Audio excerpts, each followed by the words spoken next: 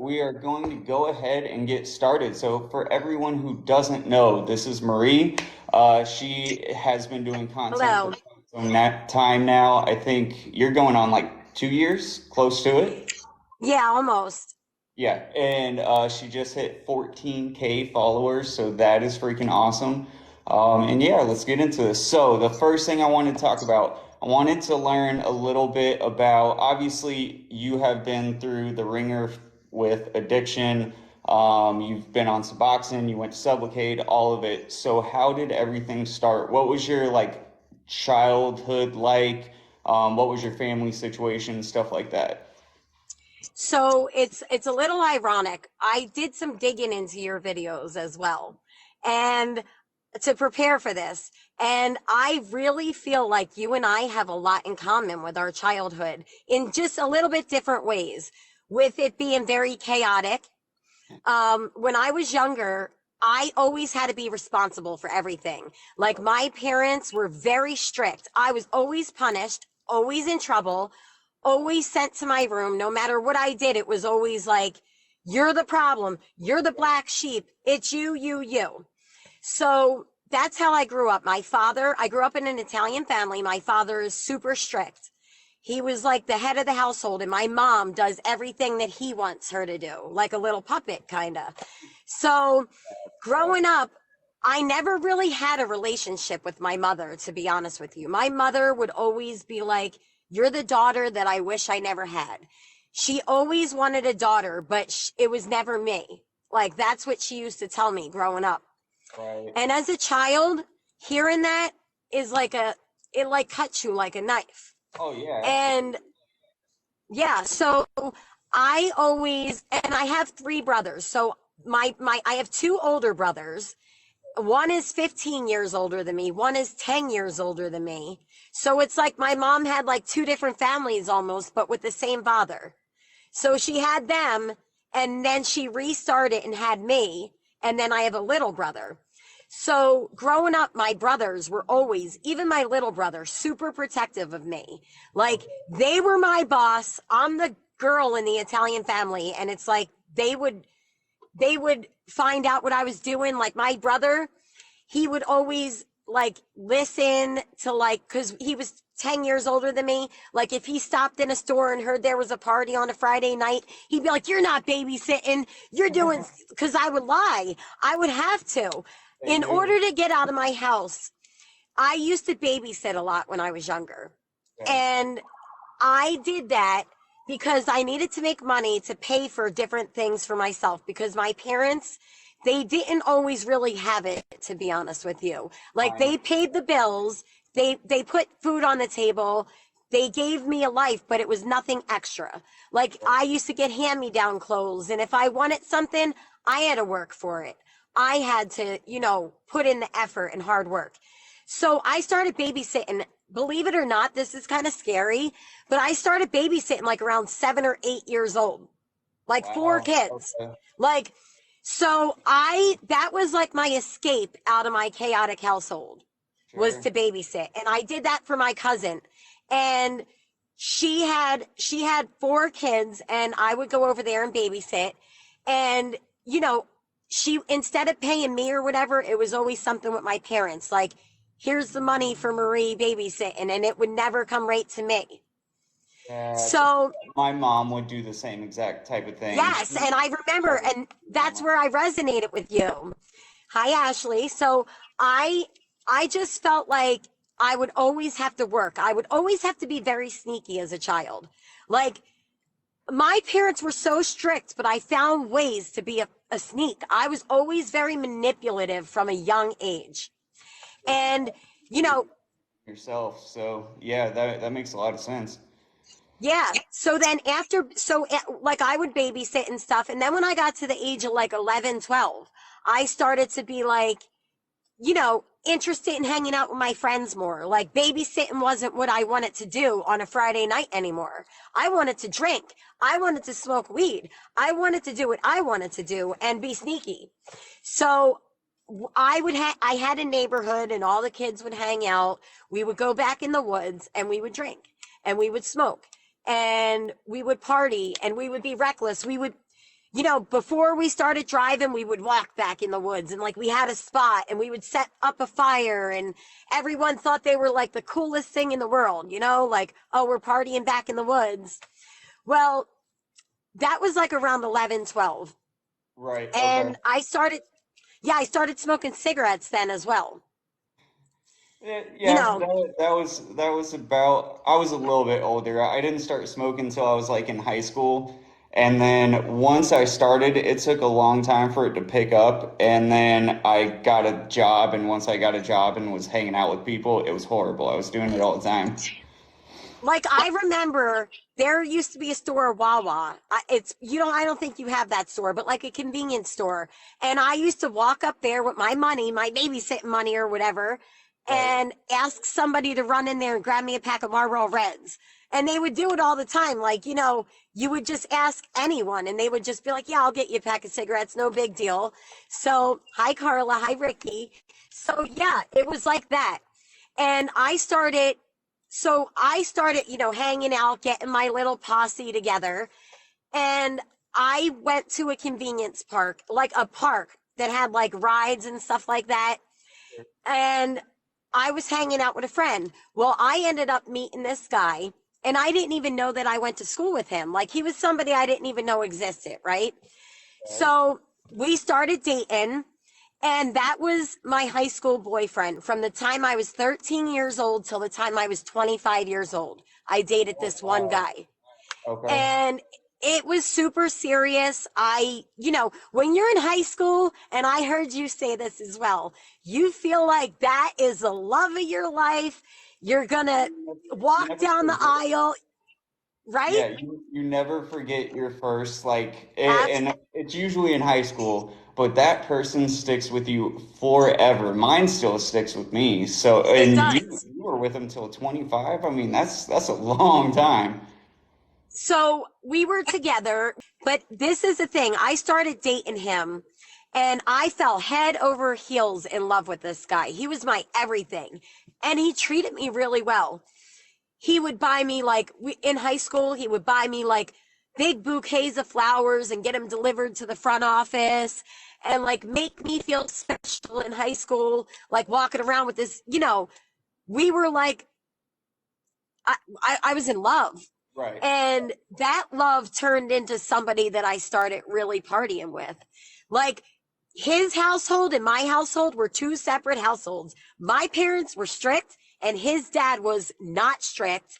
His dad let whatever fly. Like, I could go I was 13 years old, and honestly, that's when I lost my virginity.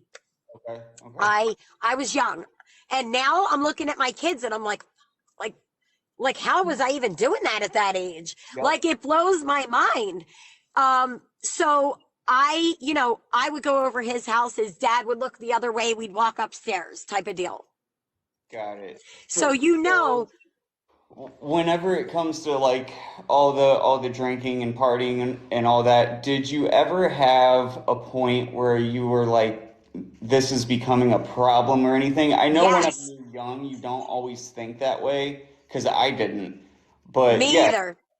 All through high school, I partied. Now, I heard your story where you were talking about drinking before school and being drunk in school. I did the same shit. I was like, no way, man. We would meet up before school, smoke weed every day. We would have little airplane bottles of vodka, drink. I was walking around with like this big thing of vodka in school, drinking it. Started yep, skipping school a lot. Um, I had a job. So I'm the type of person that's very loyal. When I get like somebody, I stick with them. When I get a right, job, I stick with it. So in high school, I had a job as an office manager at a doctor's office. okay, Well, and I really like that. And I worked there for like 10 years consistently. And he paid me very well. So I was making really good money. So after high school, like after I went to school during the day, I would go right to work and work till nighttime. And oh, that's how okay. I lived my life. But on the weekends, That I was the partied time it again. up. Yep. Yeah. I would do a very similar thing because my first job was at a grocery store and I became really good friends with everybody.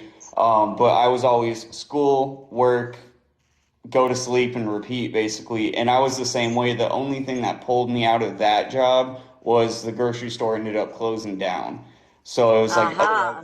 I would have been there for I don't know how long, but that was my party community. And then once I ended up with that group, even after it closed down, I was with them all the time doing the same shit. Yeah, it's like you got your little posse together, right?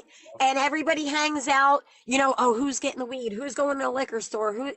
And we used to party in the woods, but there got to be a point when I graduated high school.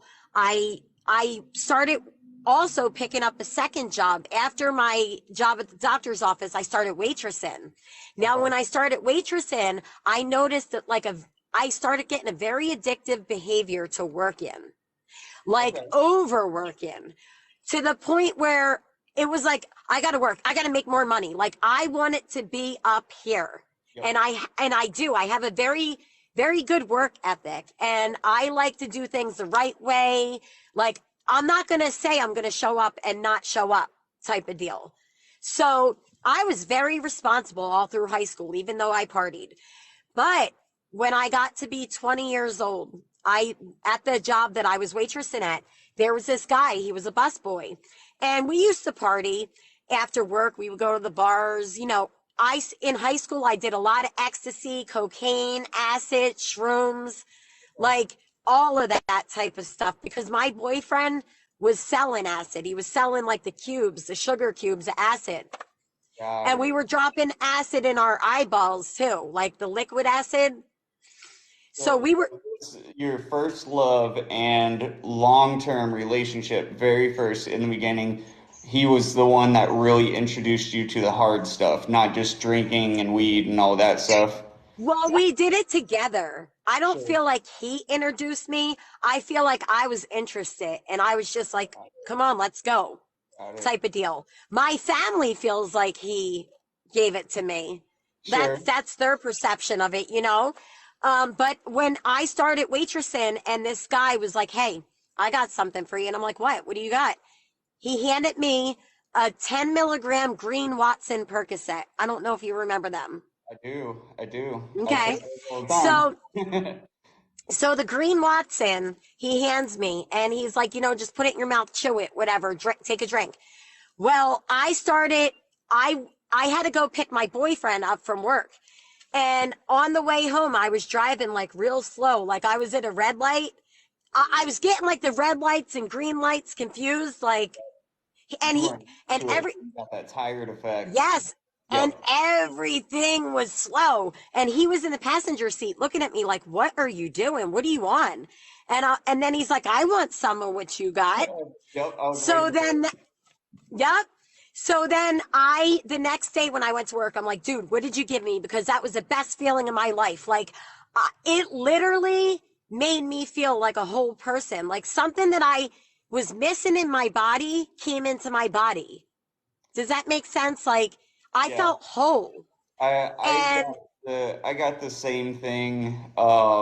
And mine was all because of an injury. So I was taking them as needed, and whenever I wasn't getting high off of them, it wasn't the same. But the first time I took one that was more than what I was used to, I got that euphoria, and I was like, it was just game on.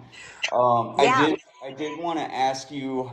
So first off, I was curious, did anyone else in your family have, like your brothers or anything, end up having strong addictive tendencies also, or was it just you ended up having that?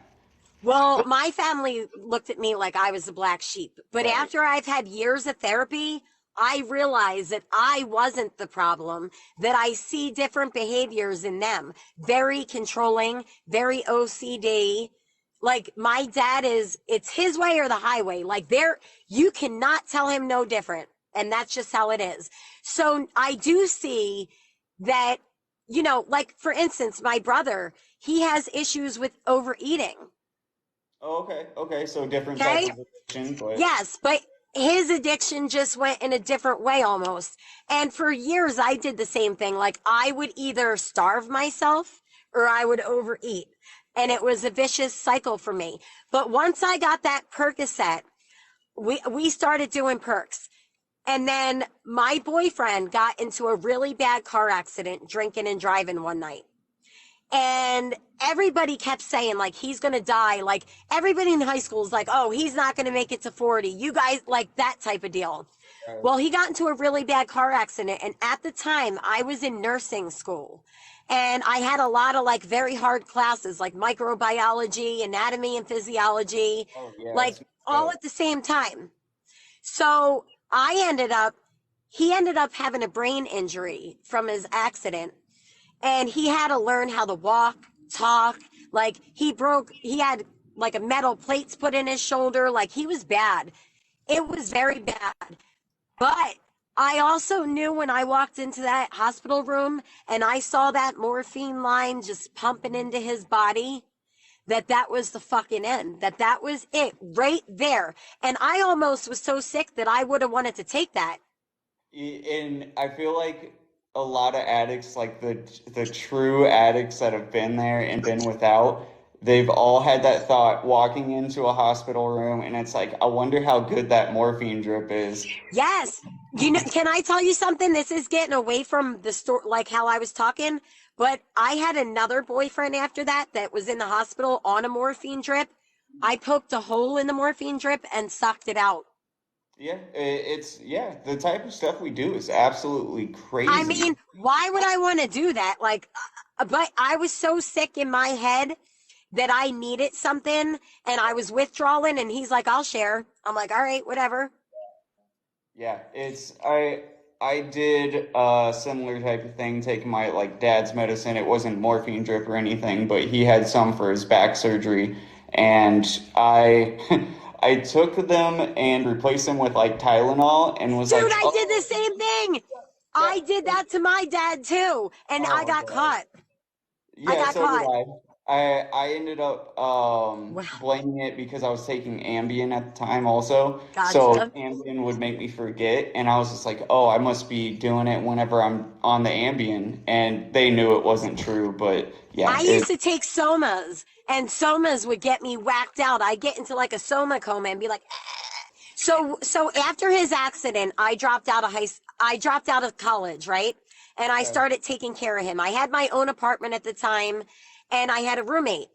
And my roommate started to like be like, wow, you know, she would start saying things to me like we would have a party and then him and I would walk in the bedroom because we're sniffing lines of coke. You know what I mean? And she was like, I could tell you're doing other stuff. It's so obvious. Then I started to not be responsible with money. I started to be like, well, can I give you the rent money next week? Or it was very obvious. I started bringing people over to my apartment and trusting them to sit there while I left. They robbed the shit out of my roommate, all of her jewelry from her childhood, like things that I feel so guilty for, to be honest with you. Like she lost things that I can't ever give her back, and that friendship's gone. But it's like we started going down the wrong path right. together. Did you ever have someone? Obviously, I'm sure she tried explaining to you that you had a problem here and there, but did you have anyone before her that really got on you and was like, hey, I think you're drinking too much, or anything, try and stop you from using? No, no. So she was saying those little things, and then she started to not come home so much. This is you want to know what happened? Him and I were getting so bad that we used to smoke cigarettes. I lived on the second floor. Um, we were outside smoking a cigarette one night, high, okay? He put the cigarette in a plant container and didn't put it out all the way. Him and I go to bed, shut the bedroom door, okay? All the fucking sudden, boom, the front door gets kicked in. I'm like, what? The What the hell? firemen running up the steps in my apartment with like light colored carpet with mud on their shoes, making footprints all the way in. The whole fucking front of the apartment was on fire. The whole deck was inflamed in fire. So he put his cigarette out, but he wasn't conscientious of the fact that there was fertilizer in the container, and that just, Oh, shit. yep. Wow. So my roommate started to get really pissed. She's like, when I had to call her and tell her that the fucking deck got burnt down and that there was marks all over the carpet from the firemen, she just fucking had it with me. She was like, you know what? I'm moving back home. So him and I ended up getting an apartment together. I like my friendship with my friend kind of dissipated, but like in between this, I did end up going. My parents had an intervention for me, and it was because I forgot to call my brother on his birthday and wish him a happy birthday. I've been there with the intervention thing, and it's I wasn't ready. I wasn't ready at yeah, all. it's. Did you have that point where well, you figure out what they're doing, you figure out they're going to do an intervention, and you just hit this point where you're so angry that Yep, everyone's coming at absolutely. you with this? Yes. I was so defensive. So what happened is one night after I was working at the doctor's office, I was driving home. I had my boyfriend with me. We go to my parents' house because my apartment was like 40 minutes away. So I wanted to stop by and say hello. But that day, my boss, he's friends with my family as well. He said, why don't you stop home and see your mother and father? You haven't seen them for a while. Like he kept trying to, and I'm like, dude, no, I'm going to the beach tonight. Like I had plans. I just got my prescription of oxys because I was prescribed them for a back injury. Yep. And I was seeing the same doctor that my boyfriend was seeing. So he was getting 80 milligrams of oxy 3 times a day, 40 milligrams of oxy 3 times a day. I was getting the same. I was getting 2 milligram Dilaudid on top of that for breakthrough pain. I was getting fentanyl patch, the 100 microgram fentanyl patch, and a teak lollipops or fentanyl lollipops. Yep. So I was like, dude, I don't want to go to my parents' house. I got my shit. I'm going to the beach. I stopped by. I put my keys down. My brother grabbed my keys to the car. He goes, that's the last time that you're grabbing those keys. And then they got me. And then they told my boyfriend, my brother was like, my brother told him, oh, you want to run to the store with me real quick? He said yes. My brother drove him home. And when I was at my house, they were like, that's the last time that you're going to fucking see him. That's it. Your relationship's done. We don't want him in your life anymore. But I wasn't ready. Well, I was like, no.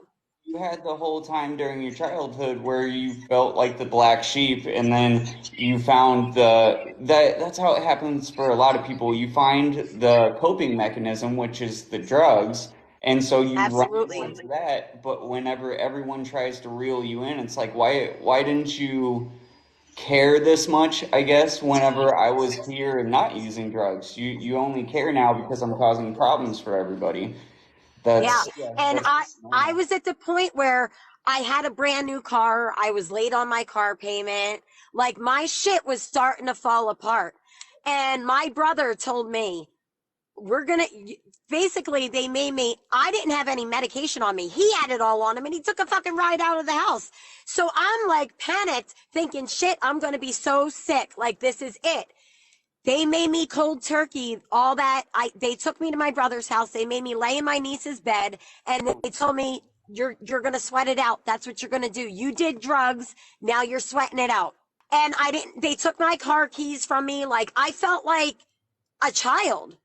I Did felt like a child. Did you have a moment during that where you did kind of accept it? Like you were like, all right, even though I'm not ready to quit, I can get all this stuff out of my system and I just have to deal with it and then I can start using again, but I can control it. Yes. Yep. Yeah. Yes, that's exactly the mindset that I was in because when I got when they came down on me, they were like, "You're no longer going to see him anymore. He's out of your life." And but the thing is I was so codependent on him because that was my everything. Like I couldn't be without him either. I was addicted to him as well. Yeah. Seriously, Well, it's all like you my knew in your adult life. Like, I mean, you guys yeah, were together in high school, so you have that, but that was still your whole relationship getting out of high school. That's a big step. Those people that you first like move out with and you're with all the time, those people are some of the most important people in our lives. So You're the fact that absolutely it was right. with love, that I mean, yeah, that's a lot. So they made me sweat it out as they were trying to find like a program for me. Sure. I went to like a hospital program. Now it was like my parents would drop me off in the morning and then they would have to pick me up at like 7 o'clock at night, and there was like groups and stuff like that. That's how Yep. it was set up. Yep. So I did that, and honestly, I knew the whole time that I was still going to pick up. I was not in that. I'm like, I'm doing this to appease them. But right, I started being sneaky in the middle of it. I started figuring out ways because after I did that, they had like an IOP. And in order to go to the IOP, I'm like, I need my car. Like, how am I going to get there? So I Right. manipulated to get the keys back to my car. And I would meet my boyfriend. I would drive my car and park it in his backyard behind his house because my brother would drive by and look for my car. Like, I had to be so sneaky. And we were doing oxys the whole time. Fentanyl patches, oxys. I used to abuse the fentanyl patches, chew them, suck the juice out of them. Um, Did they I would not drug test you during the hospital thing and like catch you or anything or? So this was towards the end. Then I Okay. started not going. Hold on. Then I started acting like I was going to IOP and I Yep. wasn't. Yep. And that's what happened. And then I would be like, "Oh, I got to go to these AA and NA meetings. It's so important for my recovery, right?" No, I wasn't going nowhere. I was going and doing what I wanted to do. Did kind of fast forwarding a little bit, did you ever end up going to AA or NA once you started your journey, like getting out of everything and getting into Matt, or did you just never do that? So now there was a period where yes, because I was in a halfway house at one point, and when I was there, it was mandatory to go to AA or NA meetings, and I had a DCF plan because I lost my kids twice. And so you didn't have your kids yet either whenever like all this was No, happening. Okay, no, okay. not at all. So I ended up getting engaged to this guy. Um, and the crazy part is like we were doing drugs. We didn't have money. Like I used to waitress. Yeah, like what kind of wedding were we gonna have? Like it was a fantasy in my head, kind of. So I used to waitress, and I would try to make. And at the time, if we would run out of pills, I was paying $80 an oxy. Oh shit, back in the day, that's a lot. Yeah, Holy cow. so, yep, $80 a pill is what I was paying. So I had to I needed more than one pill. Oh yeah. Like, and he needed a pill. Like, we had to have something. And, getting ripped off by people. I would have people bring me a half a pill and say that, oh, the person bit it. Like, Oh, what? yeah. One of my guys, he would scratch off the numbers on the pills so I couldn't tell what it was, and he'd tell me they Yep, were tens, but they were fives. And yep, see? so whenever I had stuff like that happening, so during this time, you just got out of this whole program. Well, you're at the end of the program, and you guys are codependent on each other, but at the same time, you Absolutely. both have to have your drugs. Did you ever Yes. hit a point where like you guys had to talk together and decided maybe we need to find another way, or did it just you were still lost in the cycle? Well, we had an apartment. We ended up not paying our rent. We were fucking around with the bills. My car payment was late. I had perfect credit at one point, and I just started fucking everything up. So I was getting like credit cards, taking cash advances out, like crazy shit. But I started when I was waitressing, there was a manager there, and she came up to me and she said, "Listen, take a big table that has a high amount of a check. We're going to void it out at the end of the night and we're splitting the money." So I started making mad money because she was voiding out the check. So like she would void out like a $200 check. I get 100 and she would get 100. Yep. I know people that did that. I was in the industry for a long time, and The hard part is not only do you have your man that is in the life also, and you guys have been doing this for so long, but I feel like the restaurant industry itself, for a Oh lot my of God. people, everybody's partying, everybody's doing You're right. drugs. So you couldn't even escape from it at work. You couldn't you couldn't have that No, normal at atmosphere. work, and then I got to the point at work where, they would give you like a four table section. I had Yeah. like I would be like, I'll take your table, your table, your table. And I would spread Marie out this way, that way, this to the point where my head was like, but I needed to make that money to get out the door. I had to have a certain amount of money so that right after work, if I didn't have my prescriptions or he didn't have, like when I would get my prescription for 80s filled, I would get 90 a month. They would be gone in like 2 days, like Oh yeah. Yeah. literally. It would be like, oh, party up. And then we would be like, oh, can we get a pill? I'm sick. Like, so we ended up getting engaged. He ended up conning his dad to get me like this ring to co-sign for this ring. So we were living in like this very fantasy world, to be honest with you. Like we thought we were going to get married and do all these things. We couldn't even stand on our own 2 feet. Like Right. we got to the point where he ended up like, he conned his dad into co-signing for this ring for me. And the ring was very expensive. Like it was like over 10,000. It was like a big expensive, like big ass Oh, rock, right? So I'm a drug addict walking into the methadone clinic, and like even the lady said to me, like, how do you have that ring on your finger? Like that doesn't add up, because you know what it was? I was trying to still keep that like I was put together kind of vibe, yeah. even though I was falling apart. Yep. Yeah, you have to keep the persona because once that persona drops, everybody comes at you because they realize that Yeah. Yeah. something. So I was trying to like keep up with the Joneses, like, oh, we're engaged now. Oh, but at the same time, my life was completely falling apart. So we were living with his dad. His dad got sick of our shit. His dad was taking us to the methadone clinic. We ended up getting on methadone. And the methadone clinic was like 45 minutes away every day. So his dad would wake up at like 2 o'clock in the morning, drive us to the clinic, wait for us to do groups or whatever, drive us back home. It was just becoming too much. And then he would go to work. It was a lot. But we were abusing the methadone. We were getting it from the clinic, and then also we were getting it from a doctor. We were double dipping. We were getting wafers prescribed to us, and then we were getting like 200 milligrams at the clinic, and like the doctor was writing for the same amount. That's a lot of methadone too. Yes, it Holy. is. There were times where I would do almost 1,000 milligrams of methadone a day. Like, absolutely. Whoa. Absolutely. No. Yes, it was Did bad.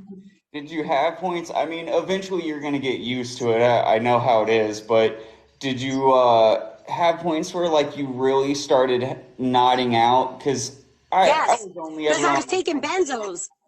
I was yeah, taking benzos as well.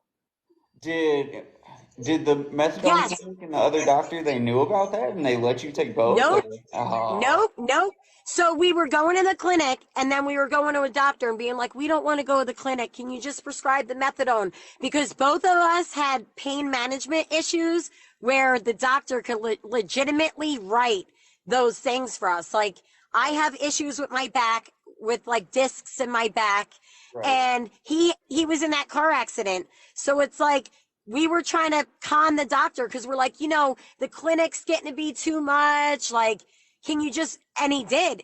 So I actually had incidences where like I would be behind the wheel and then I would wake up with a tube down my throat in the hospital and Yep. have no idea what happened to me. No clue.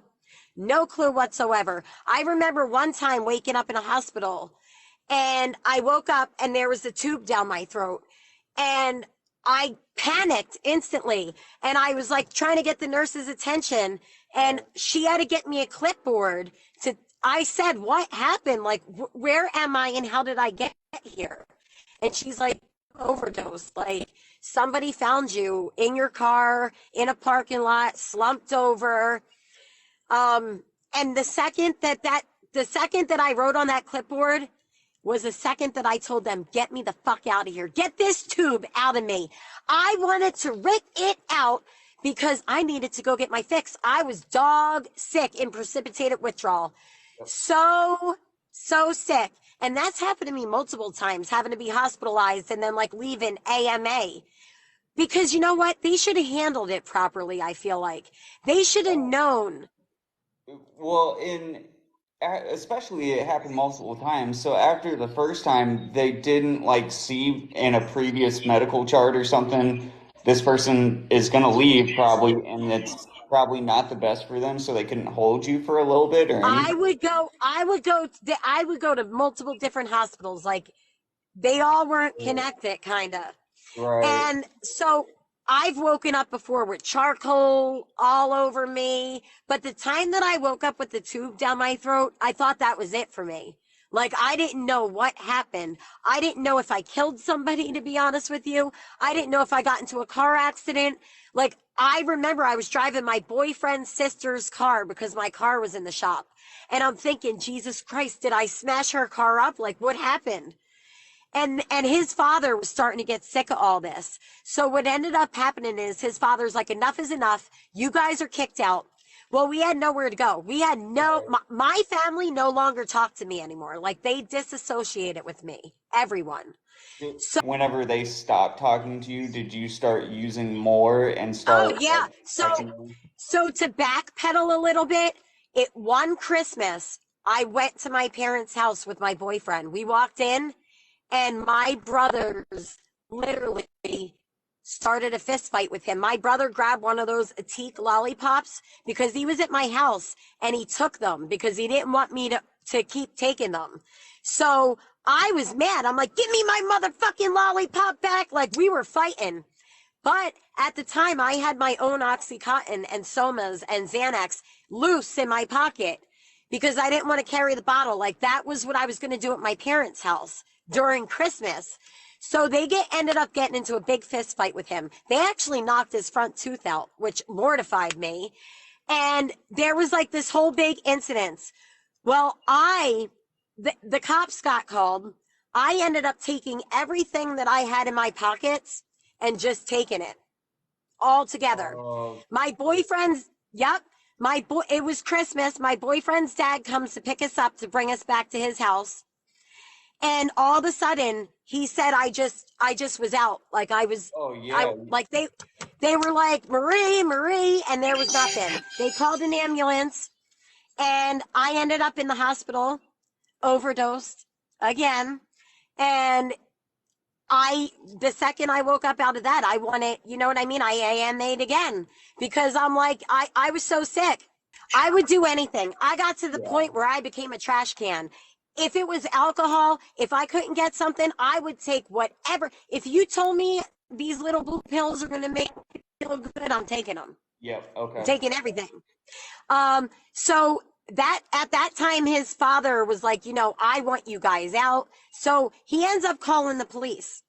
I this is after I got out of the hospital and everything. We're back at his house. His dad wants us out. Right. He ends up calling the police. Well, I had loose pills in my pocket. I had my oxys and well, the police ended up searching me. When they searched me, I had my own Oxycontin in my pocket. I had my own Xanax in my pocket. The pill bottles were in my purse, but they charged me. They Well, you charged me have for it.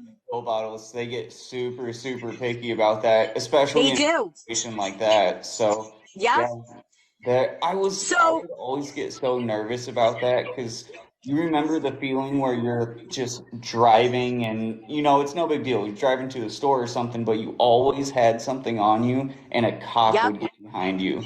Like, oh my gosh, Whew. the panic every single time was always just horrible. Or you feel like you're driving slow or something like, Yeah, start driving like grandma. Yeah. yeah. So I ended up going to jail that night. And that night that's where there was a major turning point in my life, to be honest with you. Got it. I ended up getting locked up. I was locked up before for stupid shit, shoplifting. I did a lot of that. But this time was different. This time I was going to jail. And this time I was going to jail in Camden, New Jersey. And Okay. that is like, that's a very rough area, like a rough, drug infested area. So I ended up in jail, but I was so high because even though they found pills on me, I swallowed a bunch of pills, like Oh as the yeah. cops were coming, kind of deal. They ended up taking me to the hospital first before they took me to jail. The hospital cleared me. I could go to jail. I ended up going to jail. They put me in one of them straitjacket things because I was going psychotic. Oh, just I was, losing it because everything going on. yep, because I just lost, like, I got torn away from my other drug. Yep. Did And so he get caught with stuff on him too when all this happened? so basically I was in jail for like 2 days or Okay. 3 days. While I was in jail, he was trying his hardest to get me out. He was calling bail bondsmen, like trying to Oh, figure out if he could sell some pills, like whatever he could do to try to get me out. Well, he ended up getting into a fight with his father. His father called the cops on him. The cops caught him snorting a line of an oxy. He ends up going to jail. They ROR'd me, released me on my own recognizance.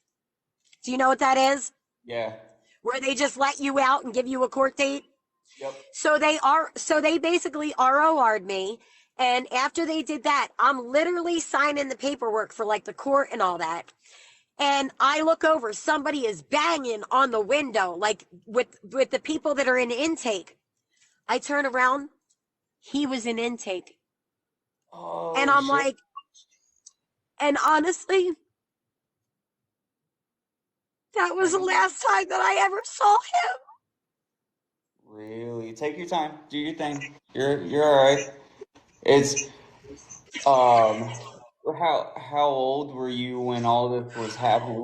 Were you 25? Is this like I mean it's the last time you saw him, so this was the end of all of that experience just because you guys couldn't get back together? Yeah, and my family wanted me away from him, and his family wanted, like, it was done. My family had a talk with his dad, and they were trying to, you know what, you can't control somebody. Like, people are Oh, still going to do what they want to do. So I had nowhere to go. My family was done with me. He was my everything, like my safety net, everything. So I didn't know what to do. They gave me a bus pass. sure. I walked out into Camden, New Jersey at 12 o'clock at night. That's when they let me out. Nowhere to go. I ended up seeing somebody walking down the street. We ended up going to this bar, this biker bar. They were giving me Coke all night long. So instantly And you were And back on. yep, and I was doing the coke because I wanted opiates, but I couldn't get them. I had no money. I ended up going back to this place with these people, and they were smoking crack. And I was like, all right, whatever, I'll do whatever. And I got myself into a shitty situation because I'm walking in the door, and as I'm walking in the door, there was a bunch of guys at a table, and they had all these guns on the table Okay. and all these drugs, and they were running in and out selling drugs, but they had a lot of guns, and I had no choice. I walked past the guns, I walked up the steps, and I went into the bedroom with them, and I started smoking. Well, I ended up, I lived like a good, like my, I was in a different world, put it to you that way, a Yeah, yeah, world that I never experienced at this point in my life. I ended up seeing a roach walk across like the table as we were smoking, and I'm like, nah, fuck this, I'm out of here. Like, I bugged out. the And the guns and girl, the drugs were fine. The roach, no. the It's girl all right. the girl's like, oh, what, you ain't ever seen a roach before? And she started snapping on me, and I was like, oh shit. So I started to make a plan in my head. Well, then they started to have this plan that they were going to do like this threesome or whatever, and I'm like, I'm the fuck out of here, I'm out, I am out. So when they started like whatever, I was like, I gotta go to the bathroom. I ran the fuck out of that house, and I just kept running. And I was running and running and running. And that's when I'm like, you know what? I got to go find his name was Chris. And I went to the jail to see if he was getting out, because I'm thinking, all right, they might release him like they released me. That's what I Well, the was. guards at the jail One of the guards at the jail was like, "Oh yeah, he just got released. He walked down that way." I'm literally walking in circles looking for him, and they were fucking with me. He wasn't released. So he ended up getting released. His family ended up getting him. But when he got released, he went around and started partying. Right. Okay. But we weren't I couldn't find him. I ended up using the bus ticket to drive down towards his father's house. And his father like told the police like if Marie comes back on this property, she is done. I had nowhere to go. I'm going to be honest with you. I Right. felt so unsafe to be by myself that I went and slept in the shed in his dad's backyard where I wasn't supposed to be, where there was like lawnmowers and stuff. It was hard to breathe in there. It was all enclosed, but I had nowhere. I wanted to feel safe to lay my head down, and I didn't have that. I don't think a lot of people realize when you don't have a place to go. And like, it's one thing if you could have like your car or something and you can at least be in there, lock the doors and everything is good. But whenever you realize you have no one and you have nowhere to go, that feeling, whether you're on something or not, no matter what, it crushes your soul just because It you don't does. know what to do next. Yeah, and you know what? I started to feel like I am just existing and this world is going on and I'm no longer participating in the world. Like I stood there and I'm watching like people living their life and I'm sick and not living my life. And I wanted out of that so bad. I so desperately wanted out of that, but I didn't know what to do. I didn't know what to do. I stumbled. I was homeless for a little while. I would go, like his dad had a jacuzzi in the backyard. When I knew his dad's work schedule, I would open up the thing and like take a shower in there, like bathe Oh, myself in yeah. there real quick. You gotta do what you gotta do. I mean, yeah. Yeah. And I was looking for him for a while, but his parents ended up grabbing him and shipping him off to Florida. Got it. And you guys never could call or anything like that, or Well, I did. So my parents took every phone out of the house. I had no cell phone. Like if they would, I ended up going back to my parents, but it was under very strict rules of not talking to him. Well, I ended up getting into a fight with my parents because I wanted to talk to him. Like I yeah, wanted to have closure. I never had closure. I remember being in that spot. How long did you make it before you ended up calling them and were like, "Hey, I need to come back"? Because it took me a few months before I finally gave up, but it's it's Yeah, something you it don't was. do. I did not. Well, what ended up happening is I gave up on like staying near the dad's house because I'm Yeah. like, you know what? I didn't see him. I ended up like I would be walking down the street and the police would come and put and be like, "Yo, Oh shit. the cops knew."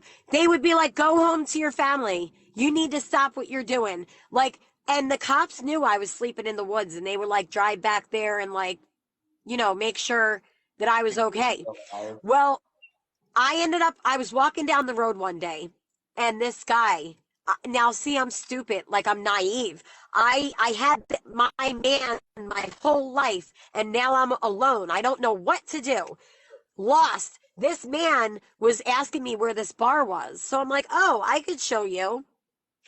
So we end up talking or whatever.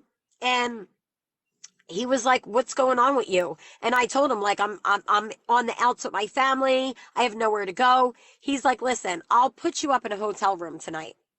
So I'm like in my head I'm thinking like I hope he doesn't think like what is he thinking? Gonna You happen. Yeah. know? Yeah. But at the same time I'm like, "You know what? Fuck it. Like I would like to lay my head in a safe place Or tonight." sleeping outside. I'll take a bed. Yeah, no, that you Yeah. again, whenever you Like are homeless, you have to do what you have to do. like I had ticks and shit on me. Yeah. Like it was bad. So I ended up get he ends up getting me the room and he left. He ended up getting me food, get me the room and he left. So I thought and I'm like, "All right, I'll just check out tomorrow. Good. I could take a shower, like feel like a woman, like ugh."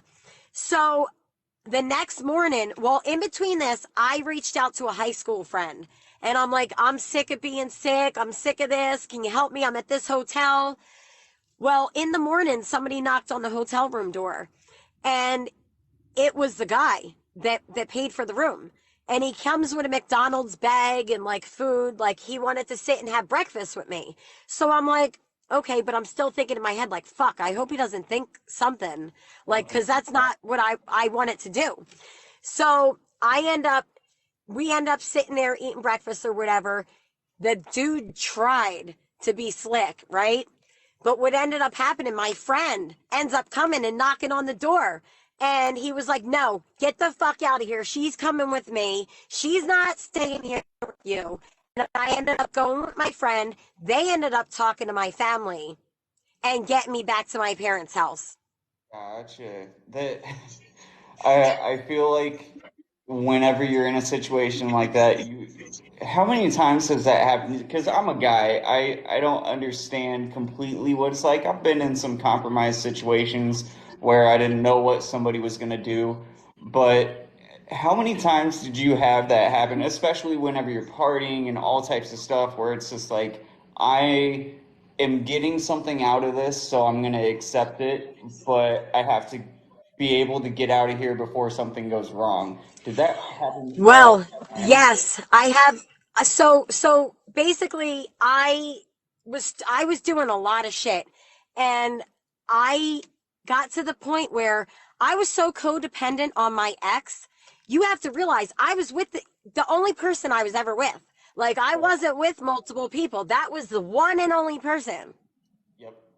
From 13 to 25. That's a long time, right? That's To your be with one. entire growth. Yeah, the Yeah. whole time you're actually growing up. Yeah. So I felt like, oh my God, I got saved out of that situation. I ended up home, but I ended up having one other bad situation like that where it turned very, very bad in the end. So I ended up at my parents'. They ended up calling the cops on me one day because I threatened to myself. Got it. Okay. So I ended up in the hospital. My parents said that I had a when I didn't. But they needed to get you safe, so they just made something So up. they said that. So Yep. I thought I was being slick. I talked to the doctor. He was going to discharge me. All of a sudden, the doctor comes back in the room and he goes, "I can't discharge you. Your parents just gave me a whole different version." And I'm like, "Oh, here we go." I ended up going to this program that would pay for a hotel for me. Sure. I would stay at the hotel and they would have like a case manager pick me up and go to like IOP during the day and like try to get me stable on my feet. And I thought Yeah. that that was a good idea because my parents' house wasn't it for me. I feel like you would have just ran away from your parents more just because you had so many arguments and everything the whole time you're using. It's just that constant at each other's throats. So it's not the stable environment you need whenever you're trying to get sober. You're right. So And there was a lot like my parents are very strict. So it's like I would go to get like ice from the ice maker and my dad would be like, "You're not in that ice." Like just like come on, dude. Like or like if I put a cup down, he would be like, "You can't put the cup there," like that kind of shit. yeah, So I was dealing with that and I was just like, you know what? I surrendered. I went to this program thing. I tried. They put me up in a hotel. I started the first night there. Woohoo! I'm out of my parents' house. Yeah. Party. yep, Party. So I met this guy. Now, see, I was with my boyfriend for all these years, but now I'm starting to be like, hey, not to like, just like talking to other people. I met this yeah, guy. We partied. Um, I ended up getting his phone number. Like he was staying at the hotel, but he would go to work in the morning. Well, I ended up he was nice. Like I felt like somebody I could talk to get shit off of my chest. right. Well, there was this other guy that was partying, and we started hanging out and stuff during the day. Nothing sexual whatsoever. Um, there was a time when I was in this program that I ended up in the hospital charcoaled because I was taking my methadone with too many somas and too many Xanax at the same time. And it was just a very bad combination. And it happened to me like twice. But you were in the program and they were letting this happen. I mean, twice. You would think after You the got to first think. time they would have done something. Well, the program didn't find out about it because I was living in a hotel. Like nobody called them. Nobody knew I was in a program. So that's the problem with that program. If you think about it, no Yeah. accountability. Yeah. So I ended up hanging out with this guy, and like the hotel room had this round table right when you walk in, like a little round kitchenette table. Sure. So one night, I guess my key was on the table, my key to the room. And one night I just wanted to just sit in the room and just do my own thing. I didn't want to hang out. Like I wanted to just party by myself, a loner, how I used to love to be. There were times where I would like to be a loner, and then there were times where I was miss social. So I was laying in bed, and all of a sudden my hotel room door pops open, and I got caught off guard. I'm like, what the fuck? Right. So the guy that I met, not the first guy, but the second guy, he was like a little weird. He was at that hotel for a while. He ends up coming in, and he came at me on the bed. Like he had a guitar strap in his hand. He played the Oh. guitar, but he came and he tried to put the strap around my neck. And I remember laying back on the bed, and I looked over. There was a dresser with a mirror. And I remember sitting there being like, I'm not going out. I will fucking not let this man take me out. I'm not going to die in a hotel room like this. Like, it is not happening. So he was trying to like do whatever. And I just tried my hardest to fight him off. I ended up fighting him off. I'm like, dude, what are you doing? Like, I felt like something was wrong with him. He was almost like psychotic. So I ended up getting him off of me.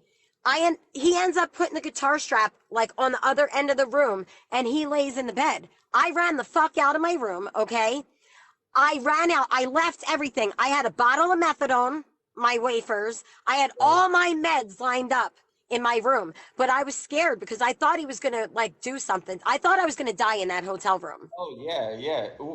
Did you figure out what was wrong with him? Like, was he high on something, or did he actually have like a So, mental thing? Or so this is the craziest part of the story. So I didn't know what to do again. Here I am fucking like I don't want to be in my room, nowhere to go. I yeah, I had no money, nothing. I ended up going to that first guy that I met. And I said, Steve, can I please? I said, this guy's acting crazy. He said, let him stay in your room. Fuck it. He said, he's like, just stay here. He goes, you could sleep on the bed and I'm going to sleep on the floor. I don't want you to feel uncomfortable. Like, after and I that, felt safe. I yeah, felt like he made me feel safe by saying that. Like he didn't expect anything from me because I truly was only with my boyfriend all those years. Like that, I don't like it was just different for me. So I ended up staying in Steve's room. Steve goes to work super early, like 6 o'clock in the morning. But he told me, he's like, you could chill here. It's not a big deal. But he said, you should go back to your room and check, see if dude's still in there. I go back to my room and I walk in the door of my room. It's dead in my fucking bed. so he was probably high on something and lost it, and he remembered you. So I walk in the door and he's literally in my bed. His shirt's off. He had black around his face and foam was coming out of his mouth. And I was like, I didn't know what to do because I'm thinking, did he fucking take my pills? Am I going to go to jail? Am I going to jail for murder? Yeah, I mean, Like I guess, he's in my room, yeah, I but guess I you had had marks. Steve's testimony and marks from the guitar strap. So yeah, So I had marks. I did. I had marks on my neck and I had bruises. And I ran to the front office and I'm like, oh my God, somebody's dead in my room, like freaking out. Called 911 from a payphone. They don't even have payphones now. Called right. 911. They come. They wanted me to do CPR on him. I told him, I said, there's nothing. I said, I feel like he's been dead for hours. Like he looked it. Like, The color of his skin was black. It was like all around here was black and purple. It was I there can't was no remember what way. causes that. There's something specific that causes that. I'm gonna have to look it up because yeah, there's a reason that happens. Yeah, and and it's weird. Like looking back, it's like he was in like a very psychotic mood Right. when he. Well, yeah, very Yeah, clearly. like, but it's like I never seen somebody like that. So the cops end up coming. Sure. I was on the second floor. Like the hotel was like, it was like a fucking crackhead hotel with, it was just a shit hotel. Well, the cops say to me, he's dead in your room. You ain't going nowhere. You have to stand right here until we figure this out. Oh, I'm pacing back and forth thinking, oh my God, I'm going to end up in that jail in Camden again. This is where this led me. This is where using drugs and partying with the wrong people and not wanting to get sober. This is the consequences. well, Like and I felt like I got framed. this is what happened every time. I feel like you had something big happen every single time. You kind of had that moment where it's like, okay, Yes. things are getting too much and I want to stop. You had something traumatic happen, and it's after that, you're just like, fuck it, I want to keep using because nothing else makes me happy. Well, so the cops ended up, they saw my methadone bottle. They saw all my pills in the room. They counted them. There was a lot of pills missing, but there was a lot of pills missing because I ate them. But But I don't know if he took some of my medication. Like, I don't know. Um, so the thing is the cops ended up, they put him in a body bag. They take him out. He's gone. They wanted me to sleep in that room. oh, j- well, and you're in a program, so they didn't have another place for you? I called my case manager, and you know what the crazy thing is? She works, that guy that died was in the program too, but he had a different case manager. Sure. She's like, there's nothing for you right now. I told her, I said, I cannot sleep. I'm literally visualizing this guy dead in my bed. There was a fucking stain on the bed. And you know what they did? Oh, They just put another sheet over it. They put a sheet over it. and this is remember things that we have talked about just a little bit before we started all this. This is the reason that detox centers and stuff. There are so many programs out there that aren't actually helping people still to this day, I and agree. it's something that I feel like there are strides being made by some people to help fix, and there are more regulations to help control some of this stuff. But there's still so many out there where this could still happen today, and that just shouldn't be a thing. But yeah, that's Absolutely. the thing. So they wanted me to stay there. I kept fighting and arguing. I told the lady, like, you're going to have to take me in the emergency room. I am literally having a mental breakdown. I can't stop visualizing what I seen. And like the night before kept playing through my head. Like I couldn't deal with it mentally. I have bipolar disorder. I struggle with my mental health. I could see it like a cycle throughout the month. Yeah. Um, they when I was in the outpatient program, they were trying me on all these psych meds, but I feel like they were making me worse, to be honest with you. I was going into like psychosis over some of it, hallucinating, like crazy things. I end up going to this other hotel. And what do you think? Hey, I'm out by the pool. I see a guy. He comes up to me. We start talking. Hey, he had beer. Okay. All right. I want to party. Started partying with him. I'm like, well, I got methadone pills. He had beer. He liked doing heroin too. So, well, we were partying together, and then I ended up like dating him. Well, we dated for a little while, but he introduced me to heroin. Oh. And when he introduced me to, yeah, but the thing is, I'm going to tell you the truth, and it's a blessing for me. He used to shoot heroin, and he was like, there was a time where I'm like, you know what? I'm just going to try it. Here's my arm. And I didn't like it, didn't do what the methadone and my little concoction did for me. So I I feel would like only do it that if I was desperate for some reason. right. That's how it is for a lot of people. Because I was the same way where I had the opportunities and I never wanted to take them just because no matter what, even if I had to go through withdrawal for a couple of days or whatever, I was so afraid that if I would start that, it would turn into a constant thing and never stop, which I feel like a lot of people have that same worry, I guess. Right. Does your bathtub have so many stains it looks like a $10 hotel room during a blacklight party? Or does grandma's house have the same tile she had since the 50s? Hit up Ashley's Resurfacing. If you are in Mississippi, you can hit up Ashley's. It is in Hazelhurst, and Ashley's is a family owned business, owned and operated, that resurfaces everything from your tub to your kitchen sink. They are also huge advocates for all forms of recovery and want to encourage those struggling to look into Matt. Addiction and dependence are two very different things, and Ashley's can testify Matt can give you your life back. Go check out their Facebook page by searching Ashley's Resurfacing in Hazelhurst to see before and after pics of all the work that they've done at a fraction of the cost. And thank you for sponsoring this podcast. So I ended up with this guy for like a year, but he was 10 years older than me. He was a hardcore alcoholic, like wake up and drink. Like I had very nice things from my ex before, like nice watches, nice Right. jewelry. Still have your ring. So the ring, when I ended up getting locked up, his father said, "Hand me the ring," and I gave the ring. Okay. That kind of broke me. But I mean, I honestly swear I really thought I was going to end up marrying him. Like I really did.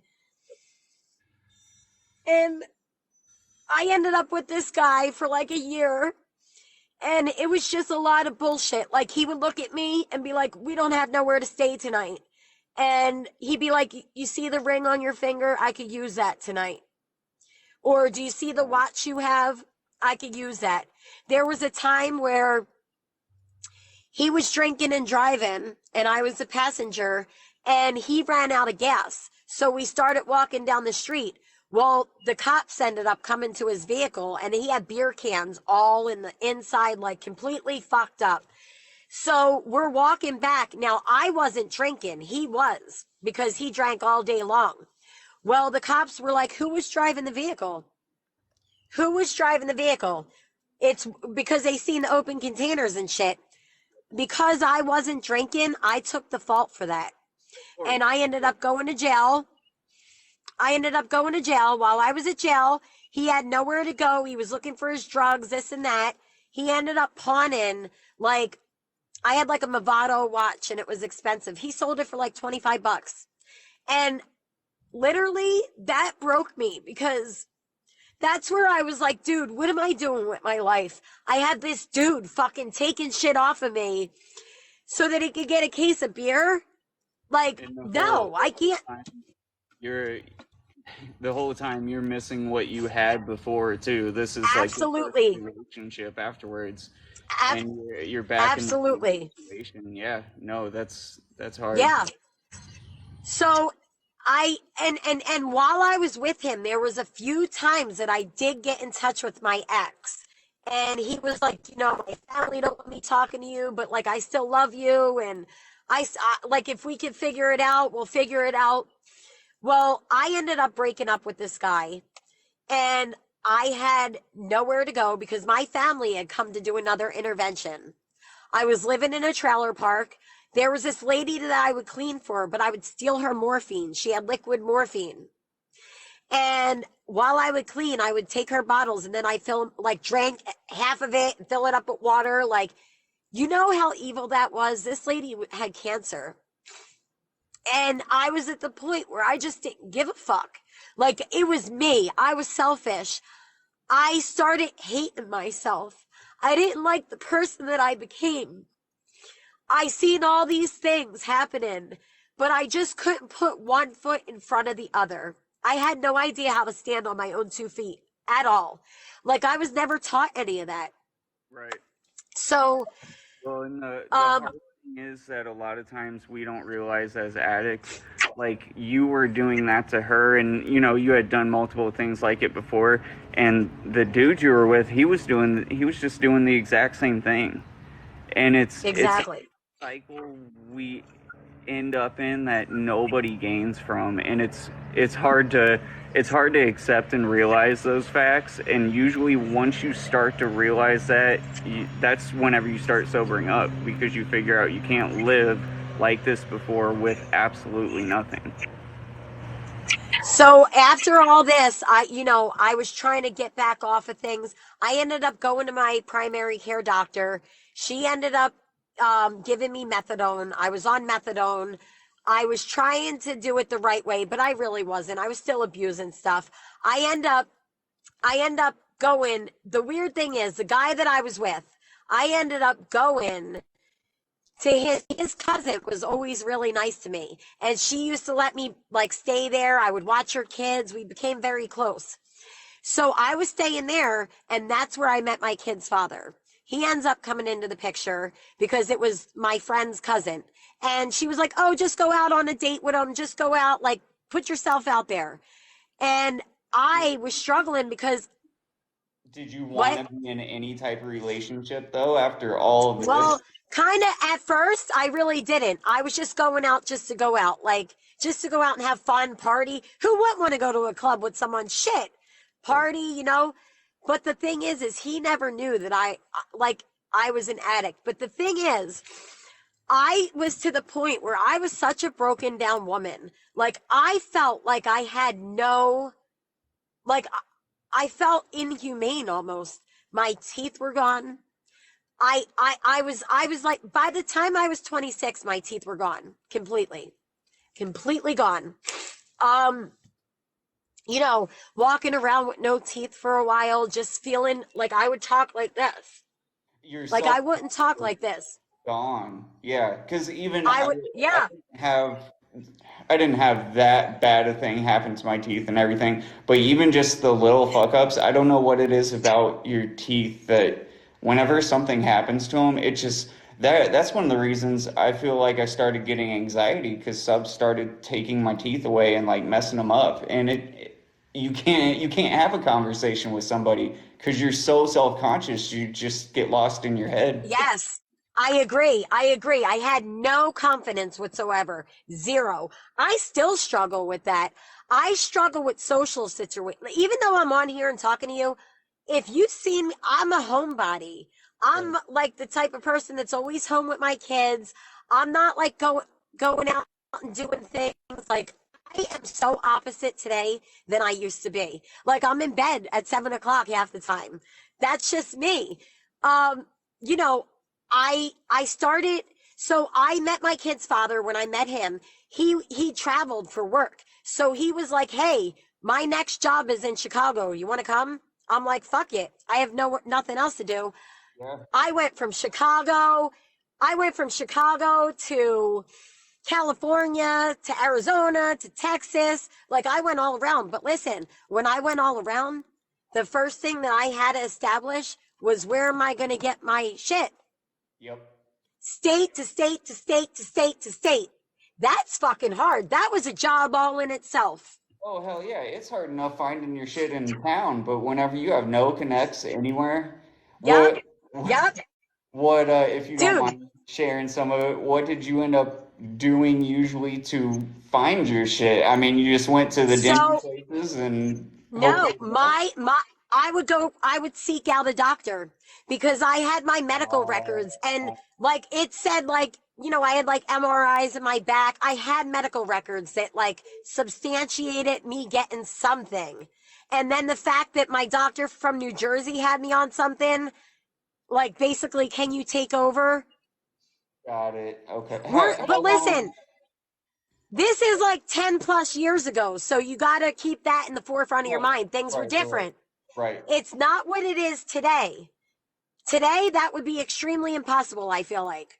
Yeah, it would be pretty hard. How long Yeah. are you usually at these places, like per city? So, so we stayed in Chicago for probably like 6 months. Okay, We okay, stay, yeah, that, like, we would travel around. So I, when we were in Chicago, I started to get upper abdominal pain, like right here. okay. And at first, when I got to Chicago, I ran out of my pills that I normally take. I was very sick. So the first thing that I thought to do was copy what my ex did by drinking every morning. Sure, because the drinking helps. Yeah, I used So to. I wanted to take the edge off. I needed to do something because I couldn't feel Marie. I needed to keep her numb. Well, So I probably didn't started, even know who Marie was anymore. I no, mean, everything, yeah. no. I went to the liquor store every day and I would get, alcohol. And like his family, like I would ride with like one of his cousins during the day and she'd be like, "Were you drinking? I smell alcohol." Like, and I'd be like, "Nah, what the fuck are you talking about?" But like, that's the life that I was living. That's what I had to do. When I started getting upper abdominal pain, I ended up, one of his cousins was like, "You know what? You've been complaining about that for a while." She had to take her daughter to the hospital for something. She's like, "Why don't you get yourself checked out?" So I get myself checked out, and the doctor was like, "You're going to need to stay here." And I'm like, "For what?" I had pancreatitis from drinking. Oh shit. I had, so then they started digging into like what was going on. I found out I was positive for hepatitis C Oh, because my ex had hep C. He lied to me and told me that he didn't have hep C and he did. So that fucking rocked me. That put me in a bad place mentally. So the hospital started doing things like they did a biopsy in my liver. They told me I had stage 1 necro-inflammatory cirrhosis of the liver. That's like basically inflammation. okay, okay. They could tell I they see could what you're tell saying. that I was abusing my body. Put it to you Right, that way. right. My organs were showing signs of shutting down. So they kept me in the hospital for a while, and I was really scared because now I had to tell. I didn't have kids yet. I had to tell my kid's father though, like, "Hey," because I showed him a test that I was negative for Hep C when I first met him. The problem is when I got tested, it didn't show up yet. So by the time I started catching signs and the test was negative, How and long did then all of a it take sudden, you to show up? Because that was a probably decent gap. like 6 months. It took like 6 months for it to show up. Yeah, that's crazy. And when they came to tell me that, I was sitting in the room. I was like, you need to give me some sort of Xanax right now. I can't deal with listening to that. Like, I mentally was like, I need to be numb. And guess what? They did. They were giving me they were basically giving me what I wanted. They were giving me, MS cotton. It's Oh yeah, morphine yeah. sulfate cotton. Yep. And they prescribed me MS cotton and the fentanyl patch. So I was abusing the fentanyl patches, of Already, course. yeah. So I ended up in the hospital multiple times. And every state that we would go to, I would end up hospitalized for pancreatitis and like it was really bad. I was really sick for a long time. And honestly, I thought I would never get healthy again. Well, we ended up coming back to New Jersey. He ends up leaving to go to work, and I didn't go with him. We had an apartment. He comes back home. I used to keep all my drugs in a safe. All my meds were in a safe, and I had the code. He comes home, and I'm sitting by the safe, like rocking. I didn't remember the safe code. He asked me, he's like, "Hey, can you get me a bowl of cereal?" And I literally took the cereal and I went to the sink and I poured water in the bowl instead of milk. And I handed it to him. And I was starting to lose. I I was literally like I didn't know what time it was. I was really messed up in a psychosis. I started thinking that the world was coming to an end. I was holding my breath because I thought that I know this is going to sound crazy, but I thought that Russia was bombing us with like tear gas and that we couldn't breathe the air in. Gotcha. I was starting to smell smoke. I was literally smelling something in my brain rotten. It was the weirdest, most outer body experience that I have ever had in my life. Well, and you're at this point, and I want to make sure people understand this. You're coming off a lot of different things. Like Yep. it's just benzos can do that type of thing a lot. It can make you see things and hallucinations, and the sensory effects. You can hear things like crazy. You can smell different things. But whenever you compound everything on top of that, the benzos make the mental crazy. The Well, fent and everything makes the physical crazy and then amplifies the mental. So you just yep. end up in a completely different world. Like you are so out of touch Yeah. with reality. That's So crazy. he was like really worried about me. I couldn't even stand up. I was falling over. He ends up bringing me to the emergency room. Well, he put me in the cold shower first, which was stupid. I don't know why, but that's what he did.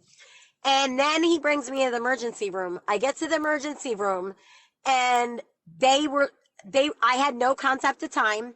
I was peeing myself, literally peeing myself, Right. peeing my pants. I had no control of my bladder, none. They started giving me all these strips. They're pumping fluids in me, and as the fluids are pumping in me, I'm just laying in the bed peeing myself. I was looking at the clock. I had no concept of time. I didn't know who the president was. I was in a whole psychosis. Was So I ended up, was some of that the was it all the psychosis and everything, or was some of that like the liver and pancreas issues, or no, this was more mental and like the mental as the doctor told me it was due to the benzos. Like I was abusing the shit out of the oh, benzos. sure, okay, So they gave me a spinal tap because they thought I had meningitis because I was making no sense. So I was sitting there and I couldn't stop rocking back and forth. It was very hard to get the spinal tap done. As they hospitalized me, I'm laying there and I just kept asking my doctor, am I ever going to be normal again? Is this going to go away? Like I thought that's how my life was going to be I thought I fucking fried my brain. I literally smelled the smell. It was the craziest thing. I don't know what that is about a smell, but I made a video and other people said that they've experienced that.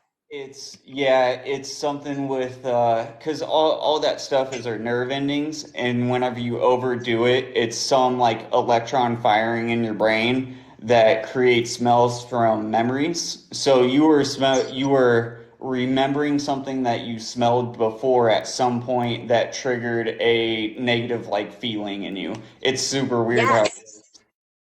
that's crazy Yeah, though. and I felt like I had so they kept me in there. I was in there for about a month. They were giving me my meds. Like my doctor said, you're abusing your meds. You really need to go to rehab, but they were trying to like titrate me down on everything and keep me even. They did that. I was in the hospital for a month. Then they really wanted me to go to rehab, but I was like, no, no, no. They put me in the dual diagnosis part of the hospital.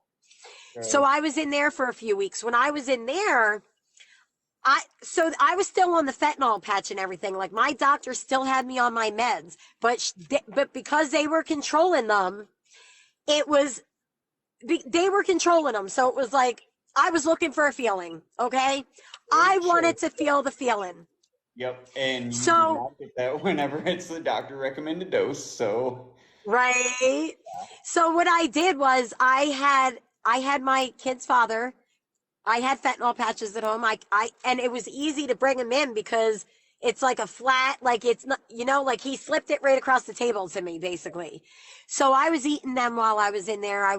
You know, I ended up doing the program, completing it, getting out within like, now I was at this point, I was with my kid's father for like 3 or 4 years, never got pregnant, nothing. I ended up pregnant right out of that hospitalization, literally. So in the beginning, I was like, oh my God, something's wrong. Like, I feel pain down here. Like, what's going on? I go to my primary care doctor and she's like, where? Show me. And I'm like, right here.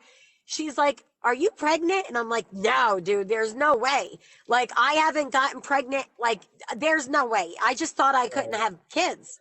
right. So I ended up, she ends up giving me a pregnancy test and it was positive. And I was just like, what the fuck? Yeah. This, And did you guys ever use protection? Like, were you actively trying not to get pregnant and then it I just happened? wasn't, no, I wasn't, it was like if I got pregnant, I got pregnant, but I never got pregnant. And it was the craziest thing. So I end up pregnant And it was weird because like now I got pregnant when I kind of got off of everything. Sure. Yeah.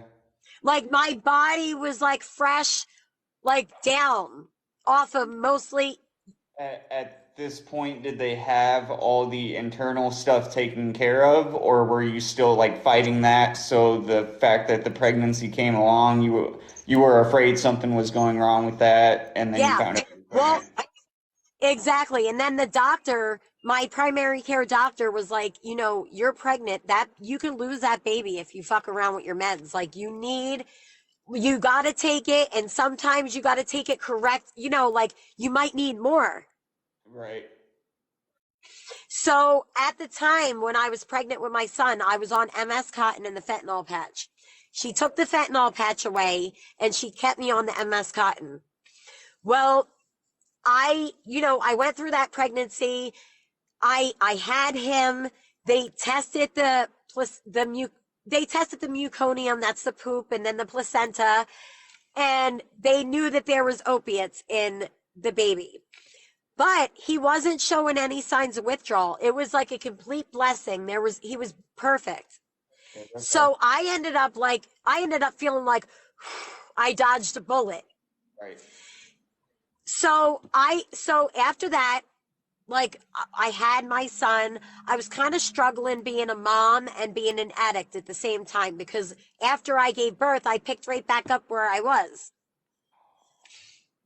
It is. So, How did he feel about all this? Like everything that's already happened. You were in the hospital for so long. I'm guessing he wanted to be there because he cared about you, and you guys now had a baby together.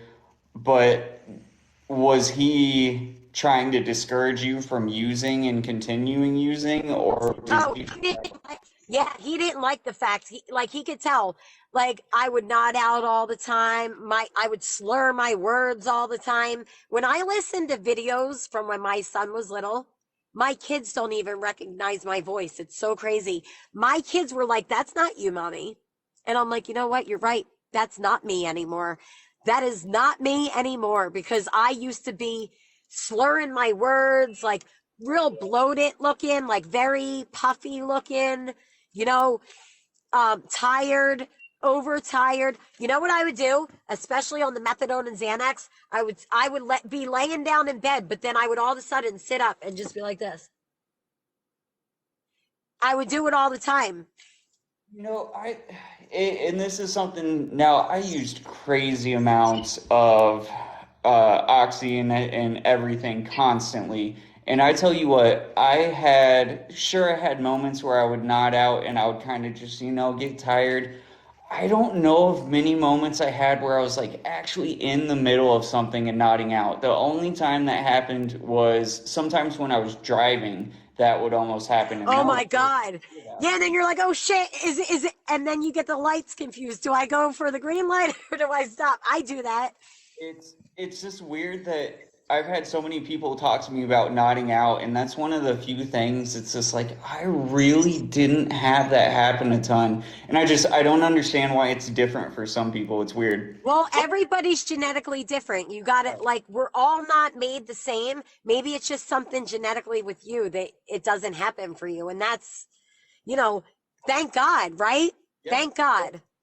Yeah. Well, I was Um, one of those people that everything brought me up instead of bringing me down, which I feel like did you end up whenever you had been using for a while, did it start giving you that energy, or was it always kind of in a the very beginning, that first screen Watson I took, I was like, yeah, like that next day. And in the beginning, it used to give me my energy to get up and get out of bed. But then in the end, it turned out to be no, like the opposite for me. That's weird. That's super weird. Okay. Yeah. So Um, so at this point you've got your kid, you're like, all right, I'm still ending up back in this cycle and everything. Did you ever I'm sure you told yourself, okay, I'm gonna start using again, but I can control it now. And yes, that's yeah, what I was saying. I was saying like, all right, now I'm a mom. I yep, really want to like do the right thing, but I was the mom, and I'm going to be honest with you, because of my benzo addiction, I would take my son in a store with his, stroller. I would fill that shit up with clothes, like all kinds of shit and steal. I was always I never had any fear to bring my son to go steal, and that's embarrassing today to even think about. But I thought he was like my decoy. Like nobody's going to think that mom with the cute baby is fucking robbing me blind because that's what I would do. That turned into a big thing because so this was like 10 years ago ish. Yeah. I feel No, like that. this was like 12 years ago. Okay, okay. 13 years ago. Yeah, I because my son will be 13. I remember there was a big thing like what 6, 7 years ago where everyone was doing that. They'd walk in the store with strollers and just steal a whole bunch of shit. So you might have invented that. Good work. You know what else so one time I wanted this stroller. It was a Bugaboo stroller and it was $1,000. So I brought my son into the store, carried him, put him in the stroller, ripped the thing off, and walked out with the stroller. Oh, $1,000. You're hitting the point where if you get caught, I it's didn't give big a fuck. trouble. Yeah. So listen, so I did get to the point in my addiction where I had multiple felonies for stealing. I have 4 on my record. Once you get to 3, you have to do 90 days in jail. Got it. Okay. See, I've only got So one of those. there was a point so after I had my son, I'm like, oh, I'm a mom. I loved it. Then I wanted another baby. So I ended up getting pregnant with my daughter. And that pregnancy was a very rough pregnancy for me. First of all, I don't think I was in the right mental headspace to get pregnant, to be honest with you. Sure. I was already overwhelmed with my son, you know? Yep. And I ended up when I got pregnant with my daughter, they put me I was on methadone when I was pregnant with her. So I decided to go on methadone. And I would go to the clinic every morning. And when I had her, at 29 weeks, I ended up, because I was high risk because of the methadone and all. They wanted to make sure that like a fetal doctor saw me, like a fetal medicine doctor. Were your doctors working together at all? Your ones that were like prescribing this stuff and then the Yes. actual, okay, Yes. that's good. So they knew. So I was going to the clinic, and I ended up in the hospital at 29 weeks pregnant with my daughter because I had low amniotic fluid. There was not enough fluid for the baby, and Gotcha. that could be dangerous. So they put me on bed rest in the hospital. I ended up staying there. It was chaotic because my son was a lot to deal with. He was just one of those boys that was like he would bang his head on the floor. Like I seen a lot of things in him that were difficult. Yeah. Boys are like that. So so yeah, right? I ended up in the hospital. They ended up telling me you need to have an emergency C-section. Like you need this baby out or else the baby might not make it. So I ended up having her at 29 weeks. And she was a micro preemie. She was 3 pounds, 5 ounces. Wow. And um, the crazy thing is, and this is sad, but this is part of my story. After I had her, I felt very detached. Because of, did she end up having to stay in the hospital, obviously stay in the hospital for quite some time and you didn't get a hold her and all that stuff? Yep, yep. So right after I gave birth, I remember screaming. Like I remember them wheeling me back to the room and I needed more fentanyl. I was screaming because they just gave me a C-section. My tolerance was up here. What they gave me, I was at the point where my pain was not able to be controlled. So after I had her, and I had multiple doctors in the room, they were trying to figure out about the pain. And, they're just looking at me like, yeah, this drug addict. Sure. Yeah. I ended up telling the doctor. So they were like, do you want to see your daughter? And I'm like, no, I don't. I felt very detached. And it breaks my heart that I was detached like that, but I'm not going to lie because that's part of my story. Well, I told them, as addicts, it's kind of one of those things where whenever you feel like something is your fault or you're responsible for something going wrong or just even being off in any way, it's our answer is to run from it, Yep. constantly in every situation, and that's probably kind of what mentally you just told yourself to do that because that's what all of us do. I mean, it's normal. Yeah, like I shut down almost. Like I Yeah. shut myself down. And I told the doctor they diagnosed me with postpartum depression. They put that down on paper. I ended up going to see my daughter. I couldn't hold her. She was in an incubator. Then they were starting to say like, "Oh, she's showing signs. She's showing signs of withdrawal, like we want to medicate her." And I really didn't want to do that. But they were like, "Listen, she's here anyway." So they did. They gave her some morphine. She was in the hospital for 56 days. That's a long time. During that time, my son was never allowed up at the hospital because they had like a rule, like no germs in the NIC unit, like no kids under 3. And Yeah. it caused like a detachment in my family almost. My son desperately wanted to see his new sister. She's been here for almost 2 months, but you're not allowed to see her. Yep. So finally, when she got discharged from the hospital, I was home for 13 days and I went to make a bottle one day. I was extremely tired. My kid's father went to work, back to work for the first day.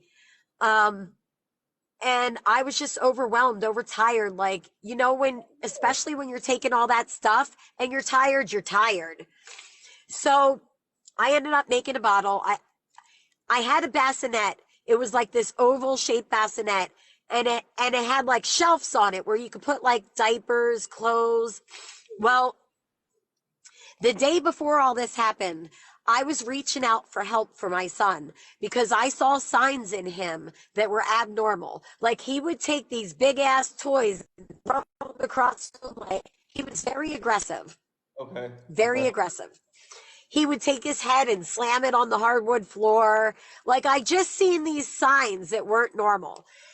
So I turn around to make a bottle. He's a curious boy. He wanted to see the baby.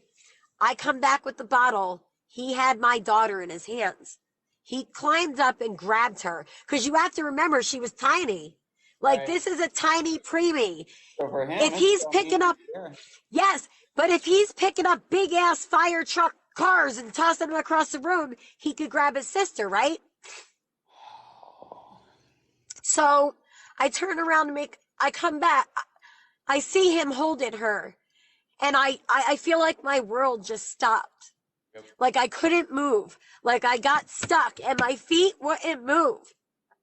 And when I was trying to tell him, like, don't, like, hold on, and he dropped her. Because he panicked. Yeah. So, so he dropped her. So I grab her from the floor. I'm freaking out. I'm looking to checking her head, like, but she was swaddled and wrapped up. Like, she was like a little football, like when they're all swaddled real tight, like a little.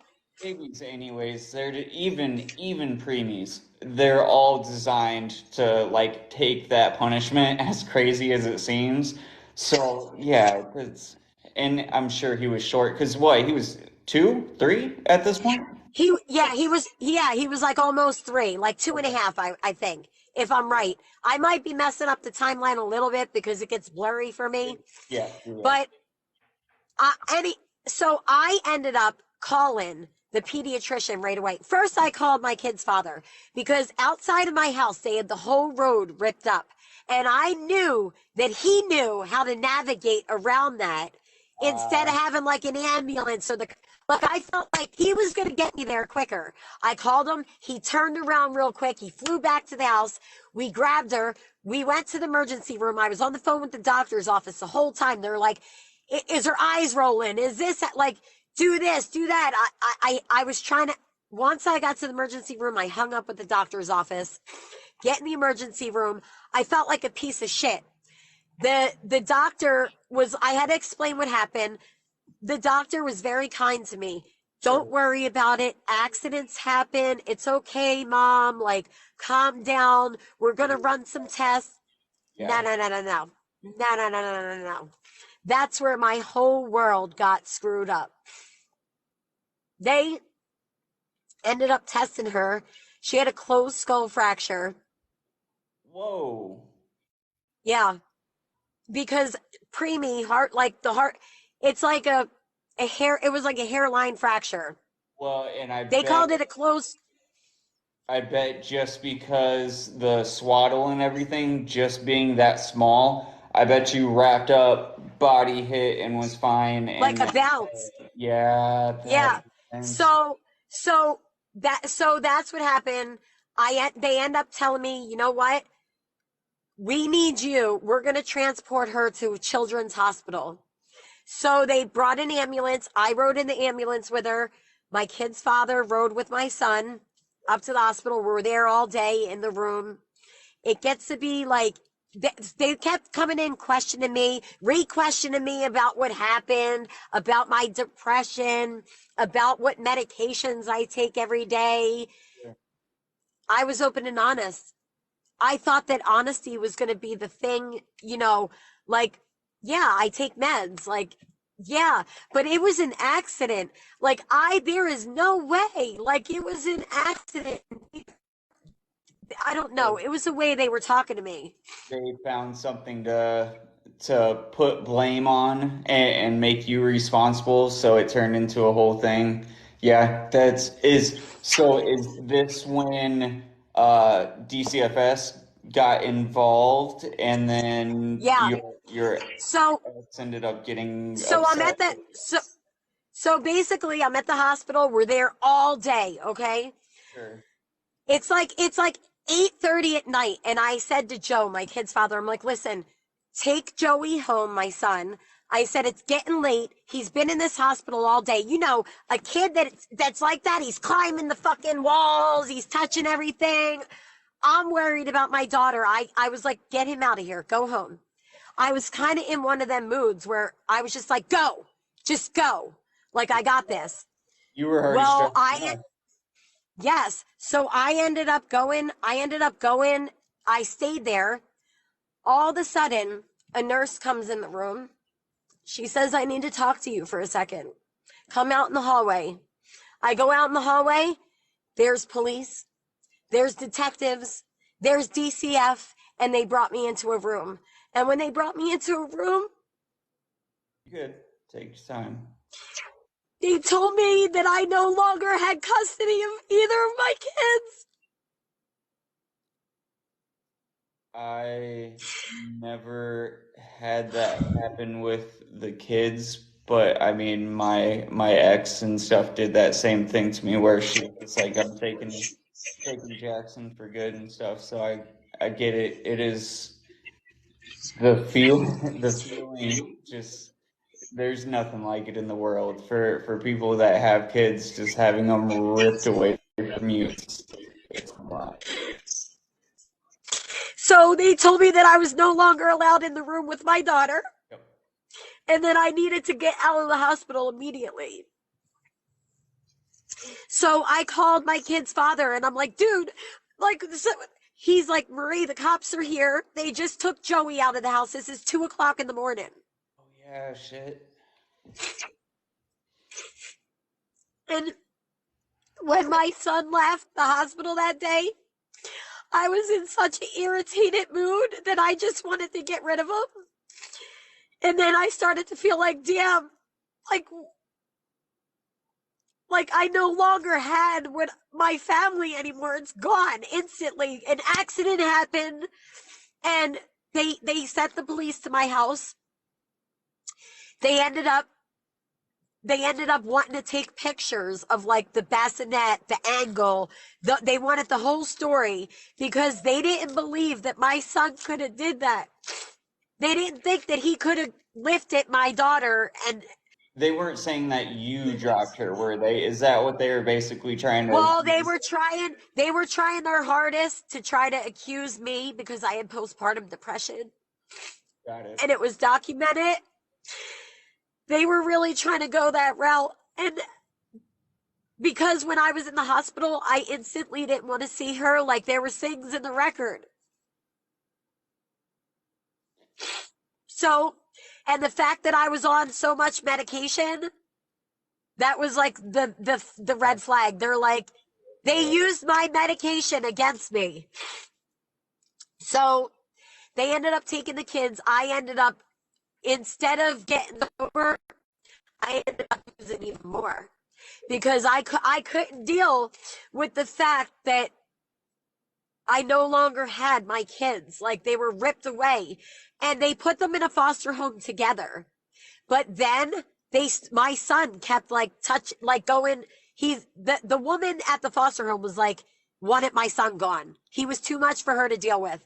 So they ended up separating my kids, which caused even more of a separation for them.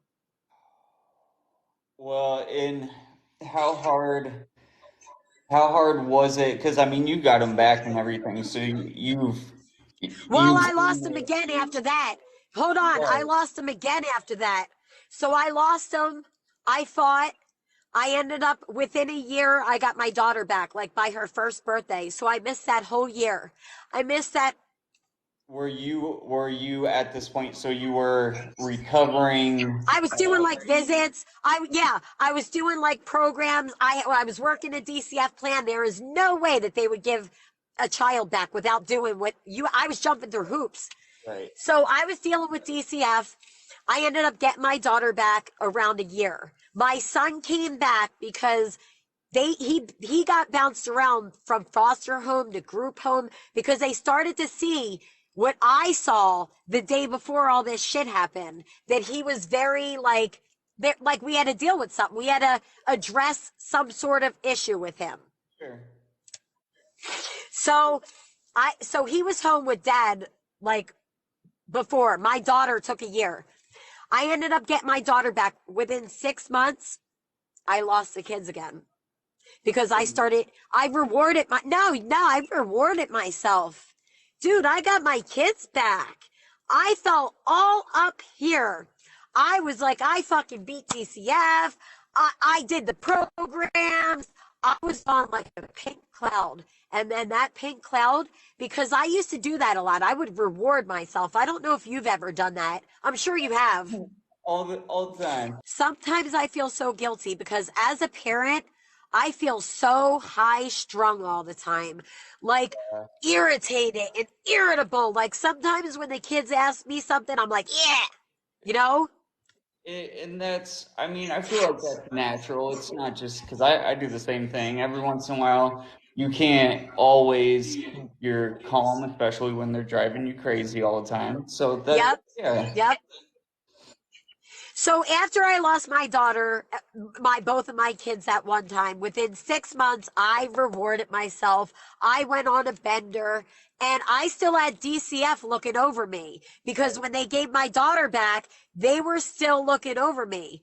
So I ended up having to do some jail time because I failed a drug test. I had the ankle monitor on for a short period of time. And one of the stipulations to having the ankle monitor was for me not to give a dirty urine. And I couldn't do that.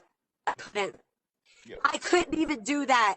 So you know what I did? And this is horrible, but I was still on methadone pills. I had them.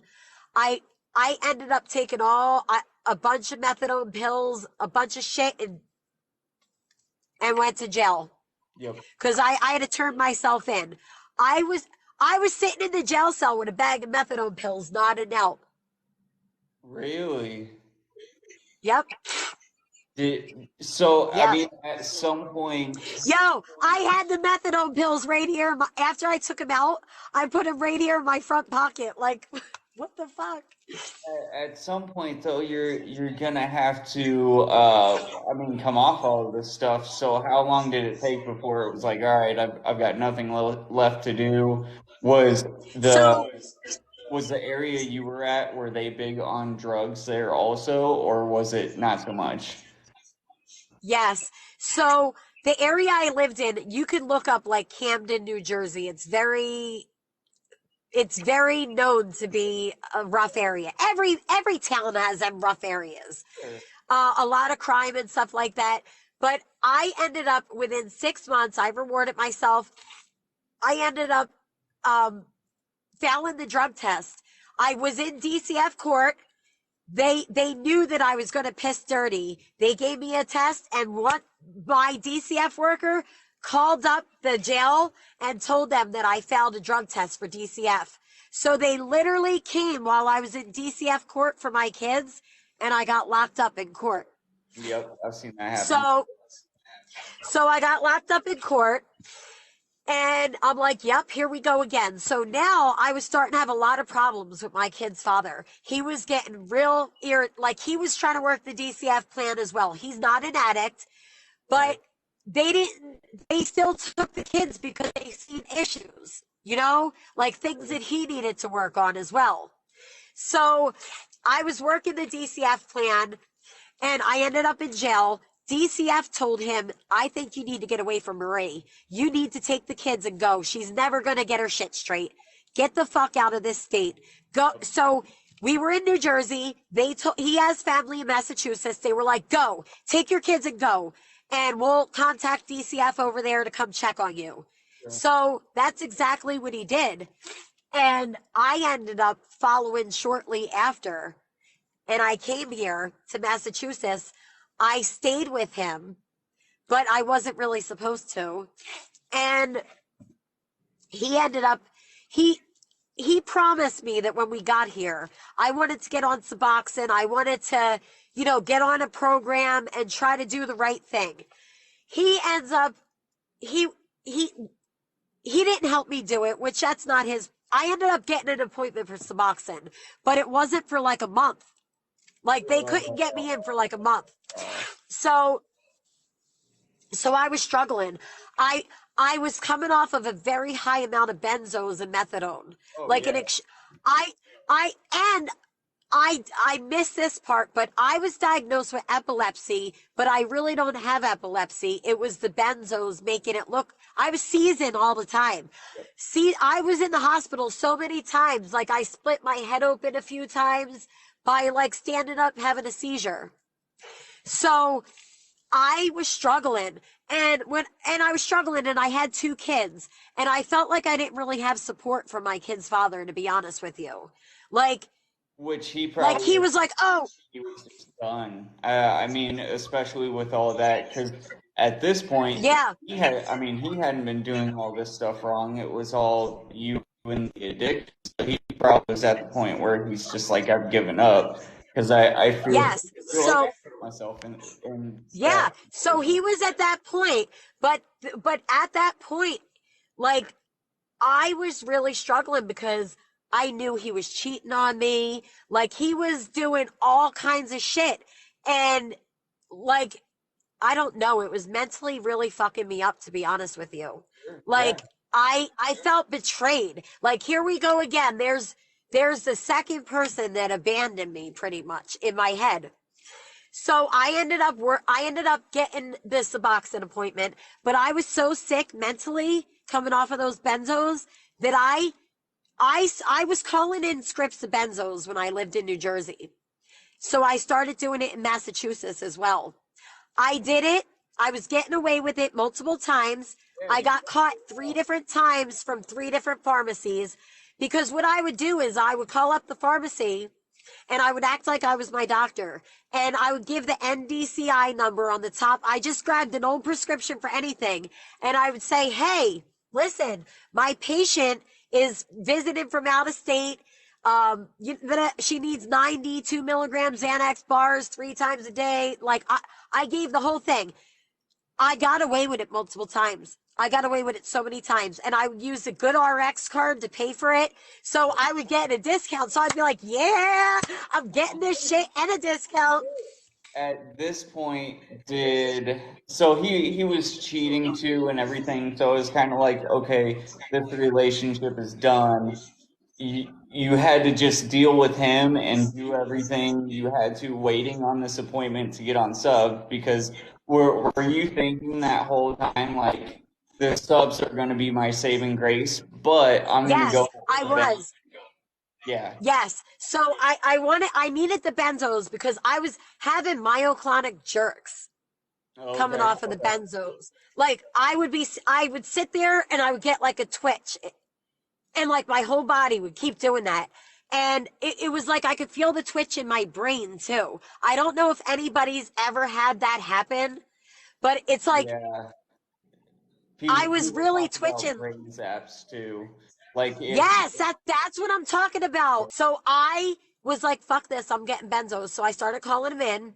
I was twitching like hell. Um, I I ended up so my kid's father, I don't know why he did this, but he didn't realize how mentally fucked up I was, to be honest with you. He ended up leaving to go out of state to work and he left me with the kids. But I shouldn't have been left with the kids because I wasn't even allowed to be with the kids. right, you weren't supposed to be there at all. Exactly. So I got put into a very bad situation. So I ended up taking the kids in a cab in fucking like a foot of snow, okay, to go get them benzos. That's how determined I was. I walked into Walmart. I gave the good RX script. I got it. I was like, yeah. I get in the cab. I took a handful. I said to the cab driver, go swing by McDonald's or something so I could get my kids a Happy Meal. And I ended up parked out front of my house. I ended up nodding out in the cab. He called the cops. I was waiting for it. I figured. Yep. He called the cops. And I said, I'm getting the fuck out of here. He locked the door and wouldn't let me out of the cab. I was coherent and talking to him for a second. Right. When he said the cops were coming, I took a shit ton more benzos. I took the bottle and I just put them in my mouth. And I woke up in the hospital. I was gonna say you had to OD at that point. Yep, I woke up in the hospital. My chest was real sore because they said they were doing chest compressions. They Narcaned me. It was a benzo like Overdose. overdose basically. Yeah. I ended up they kind of put like one of them sections on me where I had to stay for a few days. Oh, And that's when they came in the room and they were like, your kids are gone and your kid's father hates you. I'm like, great. Like, here I, I go again. so did he end up just coming right back at this point? I mean, he's basically got to make it so they don't Oh, go. yeah. Listen, he was in Virginia and he had to haul his ass back to Massachusetts Yep. and he was pissed. Oh, But, and then at this time when all this happened, there was a lot of cheating going on. There was like, he was doing whatever he wanted. And it was like, he was acting like we were together, but he was doing whatever the fuck he wanted. right, right. Well, and So, he traveled so much. I'm sure he had someone somewhere else too, and yeah, exactly. So yeah. it's like, I started to really think like, do I want to be a mother or do I want to live on this street life? Like, what do you want, Marie?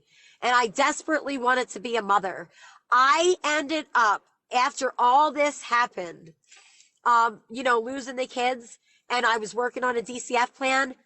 What do you think happens? I end up pregnant. Is this whenever this is the one where you're pregnant and you end up homeless? Because I remember seeing that in your story. Yeah.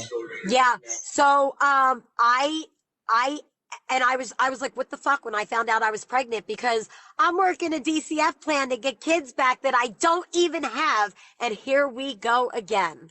It doesn't look good. It doesn't. And I wasn't supposed to be around him. So think about it. Do Oh man, that's such a weird situation. So do they, Yep. since you're pregnant, did you have to like report that and then worry about the second your baby came out, them taking your baby? Or I don't know Yep, how that works. absolutely. Yes. So when I found out I was pregnant, when I found out I was pregnant, I was not abusing anything. I was not.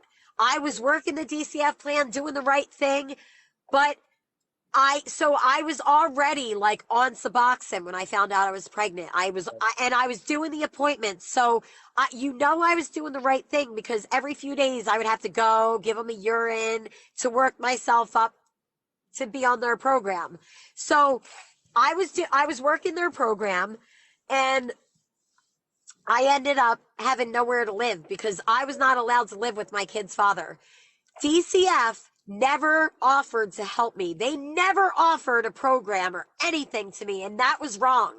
Yeah. So I was struggling to look for resources. I was going to churches. I was sleeping on park benches. I was watching my kid's father drive past me and just not even acknowledging me. I was sitting out there hungry. I had no money. I had no nothing. But I feel like DCF fucking failed me because here I am pregnant working your service plan. I've heard they've gotten people into programs. They offer me Yeah. anything to get right. How long had it been since you had had a job too? So I hadn't had a job since I was like 21. Like that waitressing job was it. That's what I was wondering, because I mean, just to support yourself, even if you went to go try and find a job, you have a large gap there that you haven't Gab, been you're working. right. Why? They're gonna ask why. So it's No, wow. you're absolutely right. So I was struggling to get services. I found like this social worker that I was trying to work with. I was trying to get into shelters. I didn't want to just sleep on the side of the road or a park bench or whatever. It was very traumatic for me to be Oh, homeless. Like I so I was struggling. I would and being pregnant at the same time. It really I was walking miles a day, like up and down the street, like just to I didn't know where to go. I had no place in the world anymore, to be honest with you. did you? So I know now you like to go on walks and you like to be in nature and Yes. all the time.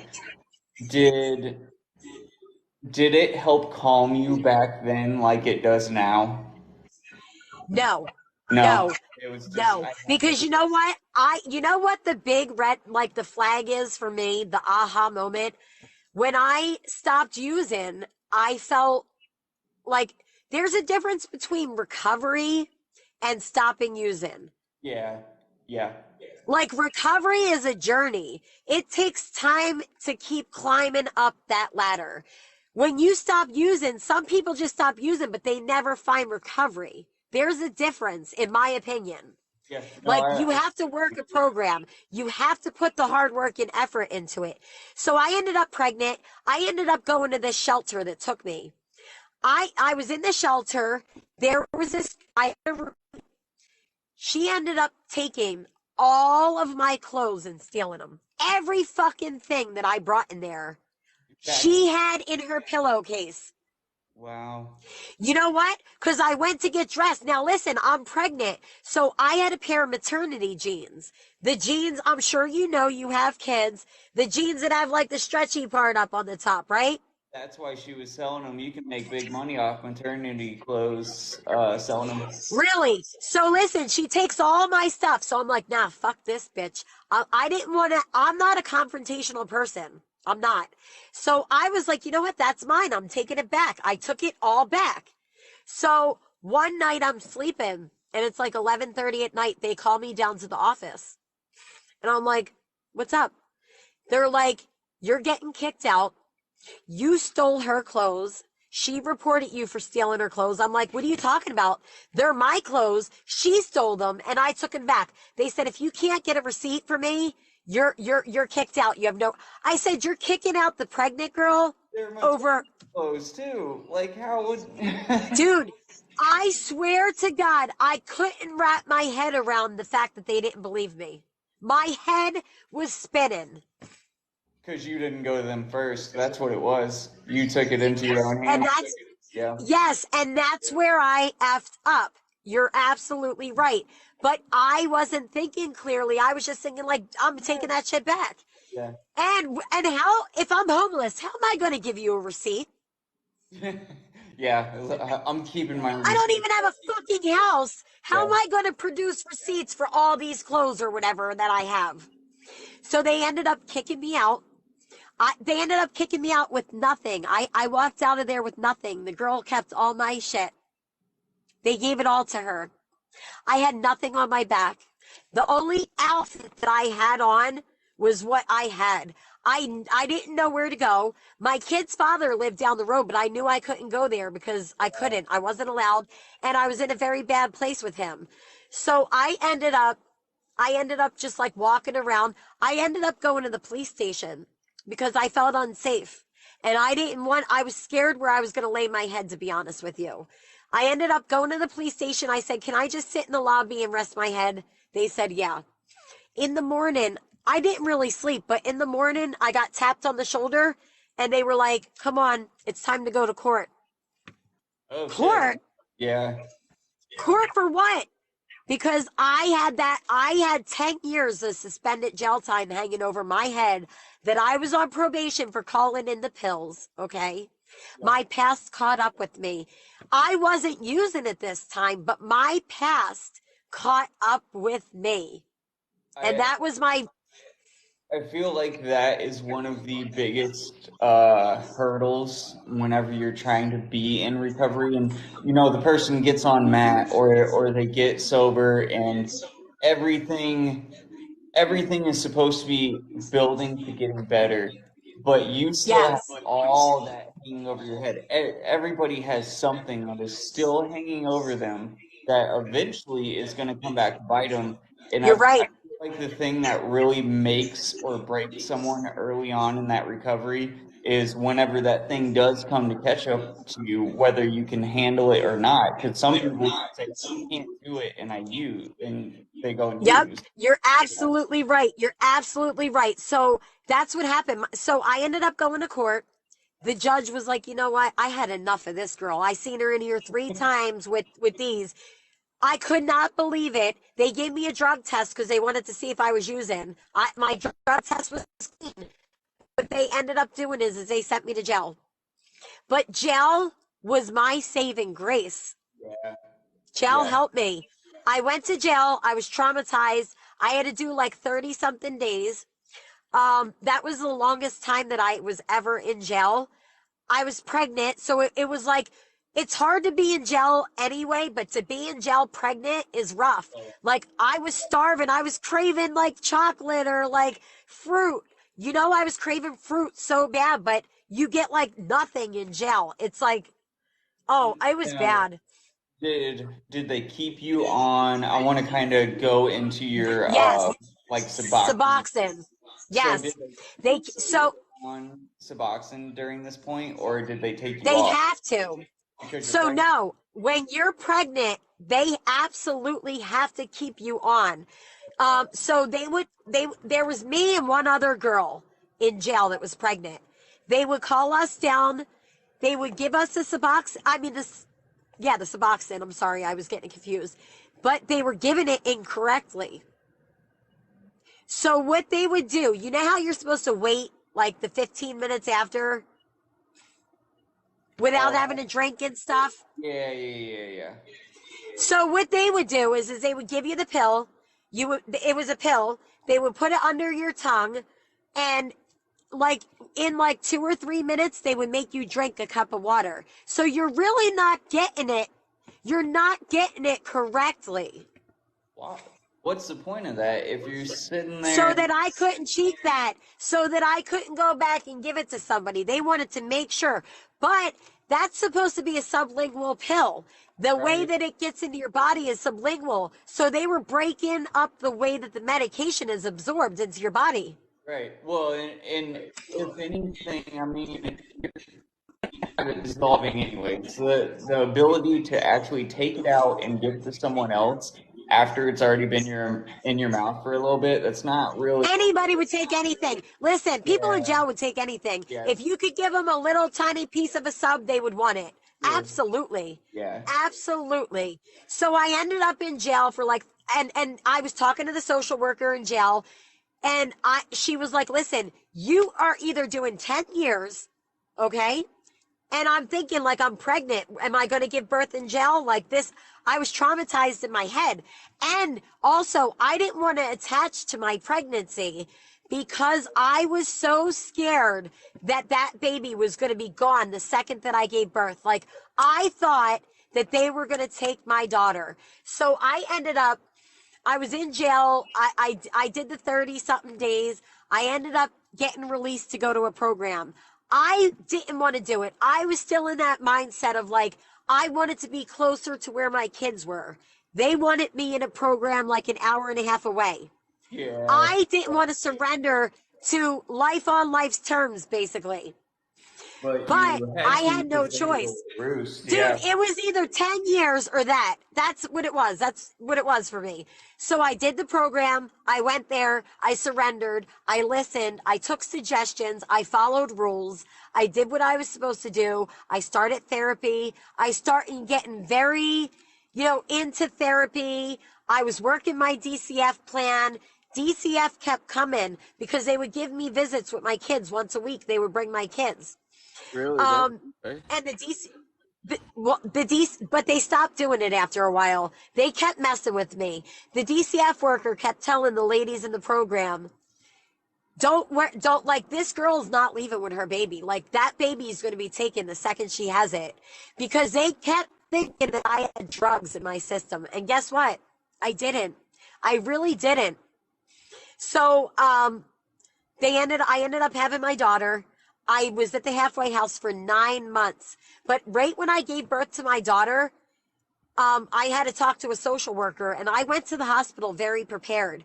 I went to the hospital with letters from my therapist, letters from the halfway house, character reference letters, clean drug screens, proof that I was working a program, proof that I was going to meetings. I had a file folder filled of proof that, guess what? Look at the proof, because I'm really not doing the wrong thing. And the social worker at the hospital told me, I have never seen somebody come in so prepared to have a child. Like you bringing this in actually really helped speed up the process of the 51A that I have to file. And they filed the 51A, and DCF was trying to act like, oh, you're probably not getting the baby. The social worker ended up coming back 2 days later, and she said, you got the green light. She's like, she's like, that, what you did with the file folder was absolutely amazing.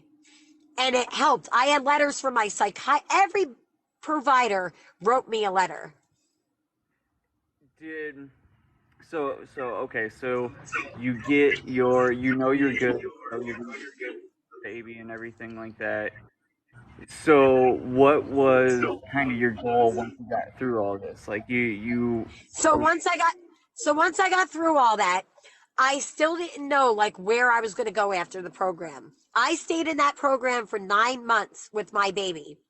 Well, no, my baby was only there for a few months, but I was there for 9 months. I learned how to be a mother though there. I learned how to stand on my own 2 feet. I learned how to be responsible. I learned how to do the things that I couldn't do right. for my first two kids. I feel like this was a turning point for you because It it's kind was. It really of was. if it would have gone wrong, then everything would have spiraled again, and that cycle still might not have been fixed. And But the fact and that it I know that I don't have one more chance with DCF. I do not. I right, do not. So I ended up going from the halfway house. Instead of just leaving, I went to another program that offered housing, but they gave you a social worker, like somebody to work with that checked in on you, counted your meds, could come and give you a urine screen at any time. And those are the things that held me accountable. I knew that I had to take my Suboxone correctly. right, I knew that and you know what? I kept all my meds on the same schedule that the halfway house had them on, because I was used to that. That they taught me accountability, right, and jail taught me to make my bed the second I get out of it. yep, yeah, no, I it's make the my little bed things. the second I get out, because it's a jail thing. It's a Yep, jail thing.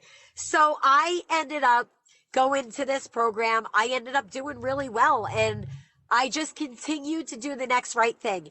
But when I went to the program, it was my own apartment. I ended up getting my daughter back from DCF. nice, So I was there with my two girls. But my son was living with his father like an hour and a half away. Because remember, I came like an hour and a half away, but I stayed in the area the program was in, because I built my resources there. I had my people, my network was everything, yeah, there.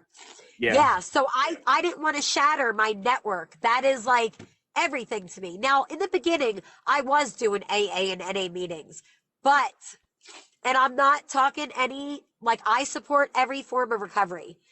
I just started to kind of get away from that and just figure out what worked for me. Therapy works for me. I do Yeah. therapy once a week, and it is I've done EMDR like no, I'm on the waiting list for EMDR therapy. I've done CPT therapy, cognitive processing therapy, um, about some of my trauma with my daughter. Sure. Yeah. Um, and but the problem is I was doing that in the middle of COVID and then they shut that down. Like, so I still want to get into deeper therapy things. I know that I just like today, I love being responsible. I Sure. love waking up and being accountable. Like that's what makes me high today. That's my high. After all of this, I don't mean to speed ahead so much, but after all of this, what made you want to get like off subs in the first place? Because you talk about a lot in your videos how you like that stability and it was working, so why stop? But then you obviously hit a point where it's like, okay, I think I'm done with this. What kind of transitioned that? Well, the reason is so I love medicated assisted treatment. I think that there was no way that I could stand on my own 2 feet without it in the beginning. I really couldn't. I couldn't do like the natural sober thing. I just didn't have it in me. I was so shattered and broken that I needed, and it taught me accountability. Like my Suboxone doctor would call me for randoms. I had to go in there and show him my empty wrappers. I had to go in there and show him the ones that like they would count the empties, and then they would count Okay. the ones that were. So they would do that randomly. So that right there made me not want to abuse it.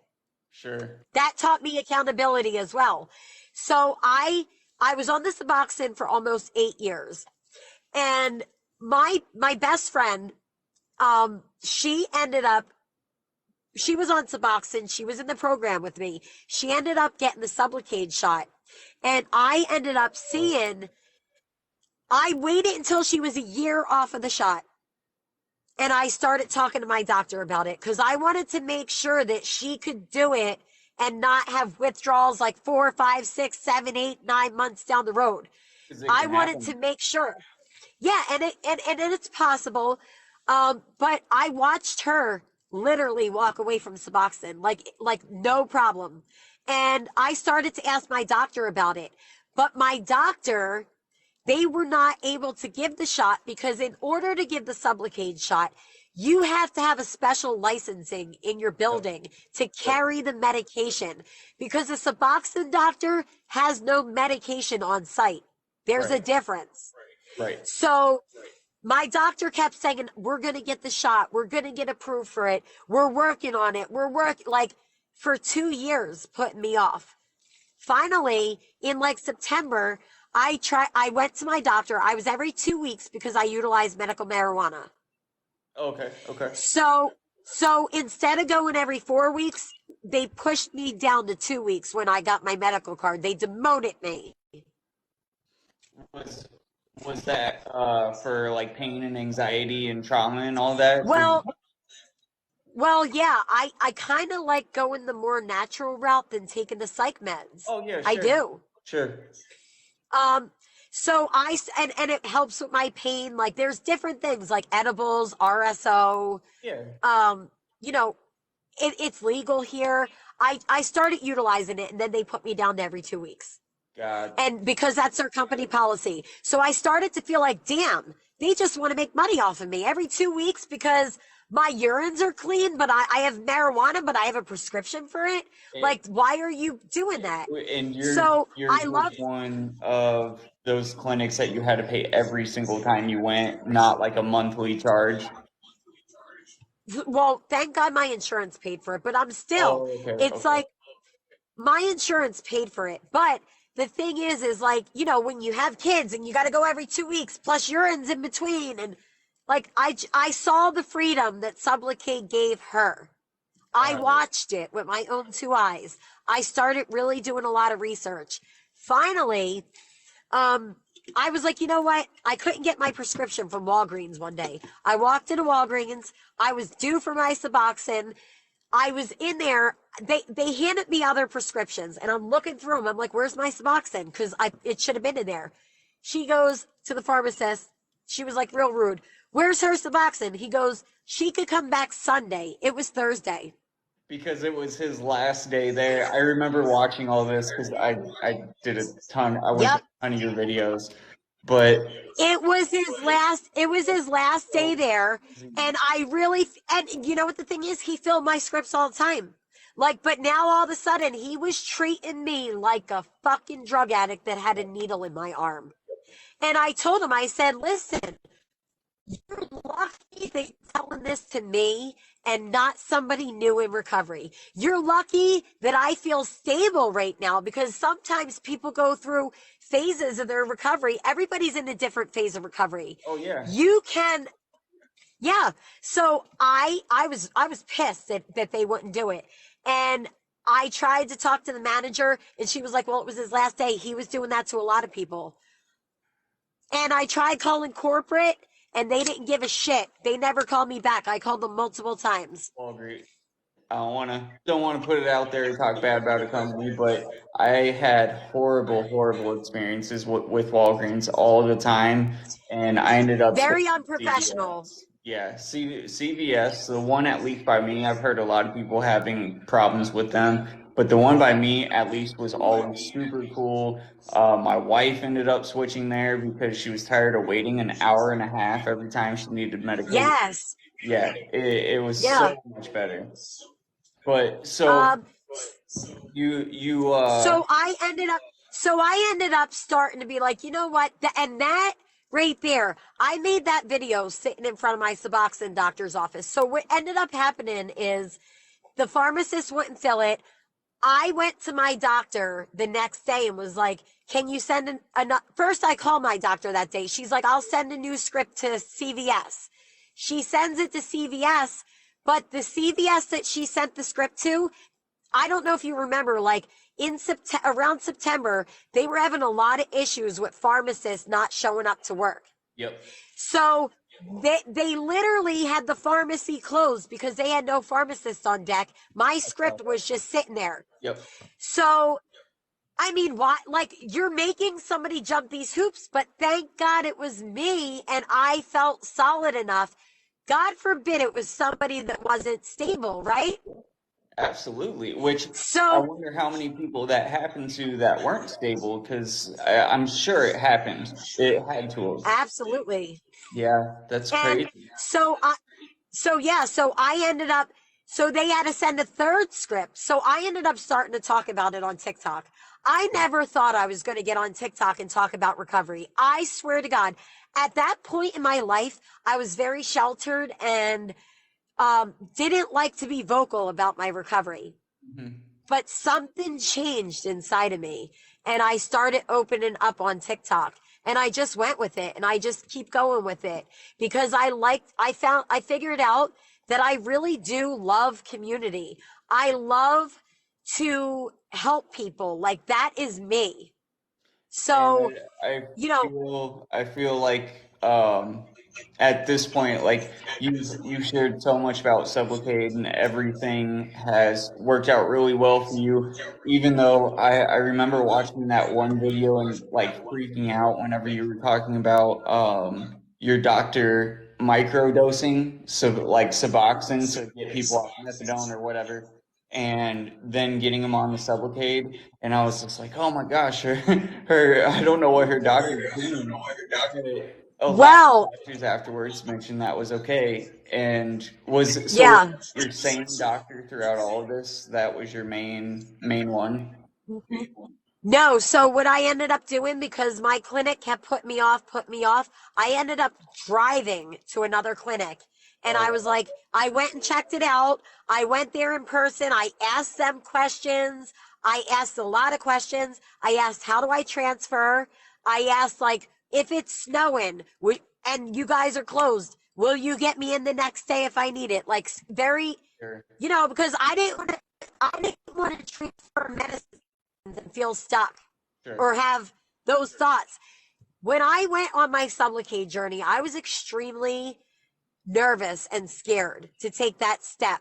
But I also knew that I could take that step. I had some sort of confidence in myself, and I wanted to see what I could do for my recovery. I wanted to see what I was capable of doing. And I look at it this way. I wanted to try the Sublocade. If the Sublocade didn't work, I was going right back to Suboxone. Like, Sure. it wasn't a big deal to me. I just wanted to see. And as the months go by, I still feel amazing. So I want to kind of end this off talking to you about what you want to do with your content. Like, what are, for the people watching, what are your goals and what are you trying to provide for the people that are actually watching your content and following you and looking to you for support? Well, I get a lot of messages of people struggling. I do. And I know that you do as well.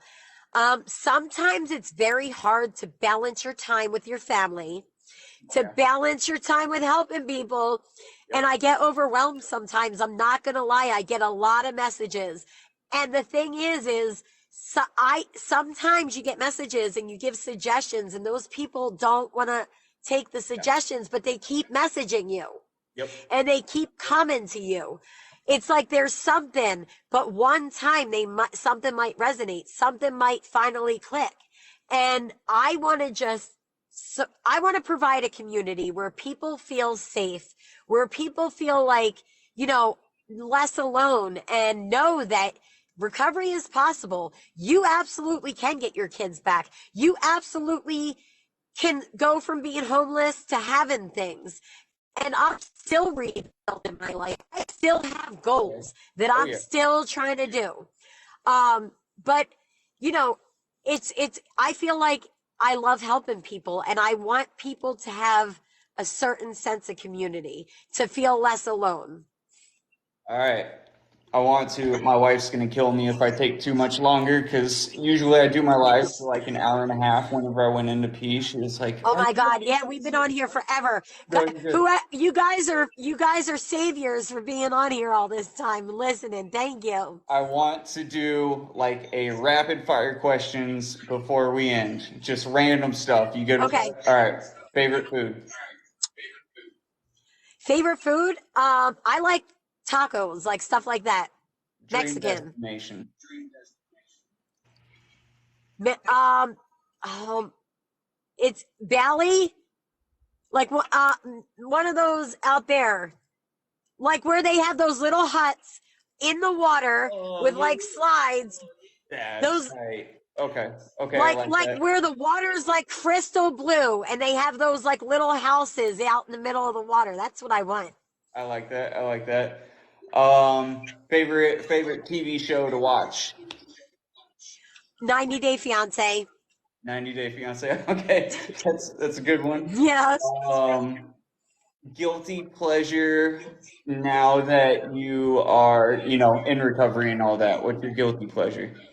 Self-care. Mhm. Self-care. I pride myself on self-care because for years I walked around like raggedy, like not taking care of myself. So today I like to do things for myself. I like to put back into myself because that's what makes me feel whole. Heck yeah. All right. That's what I've got.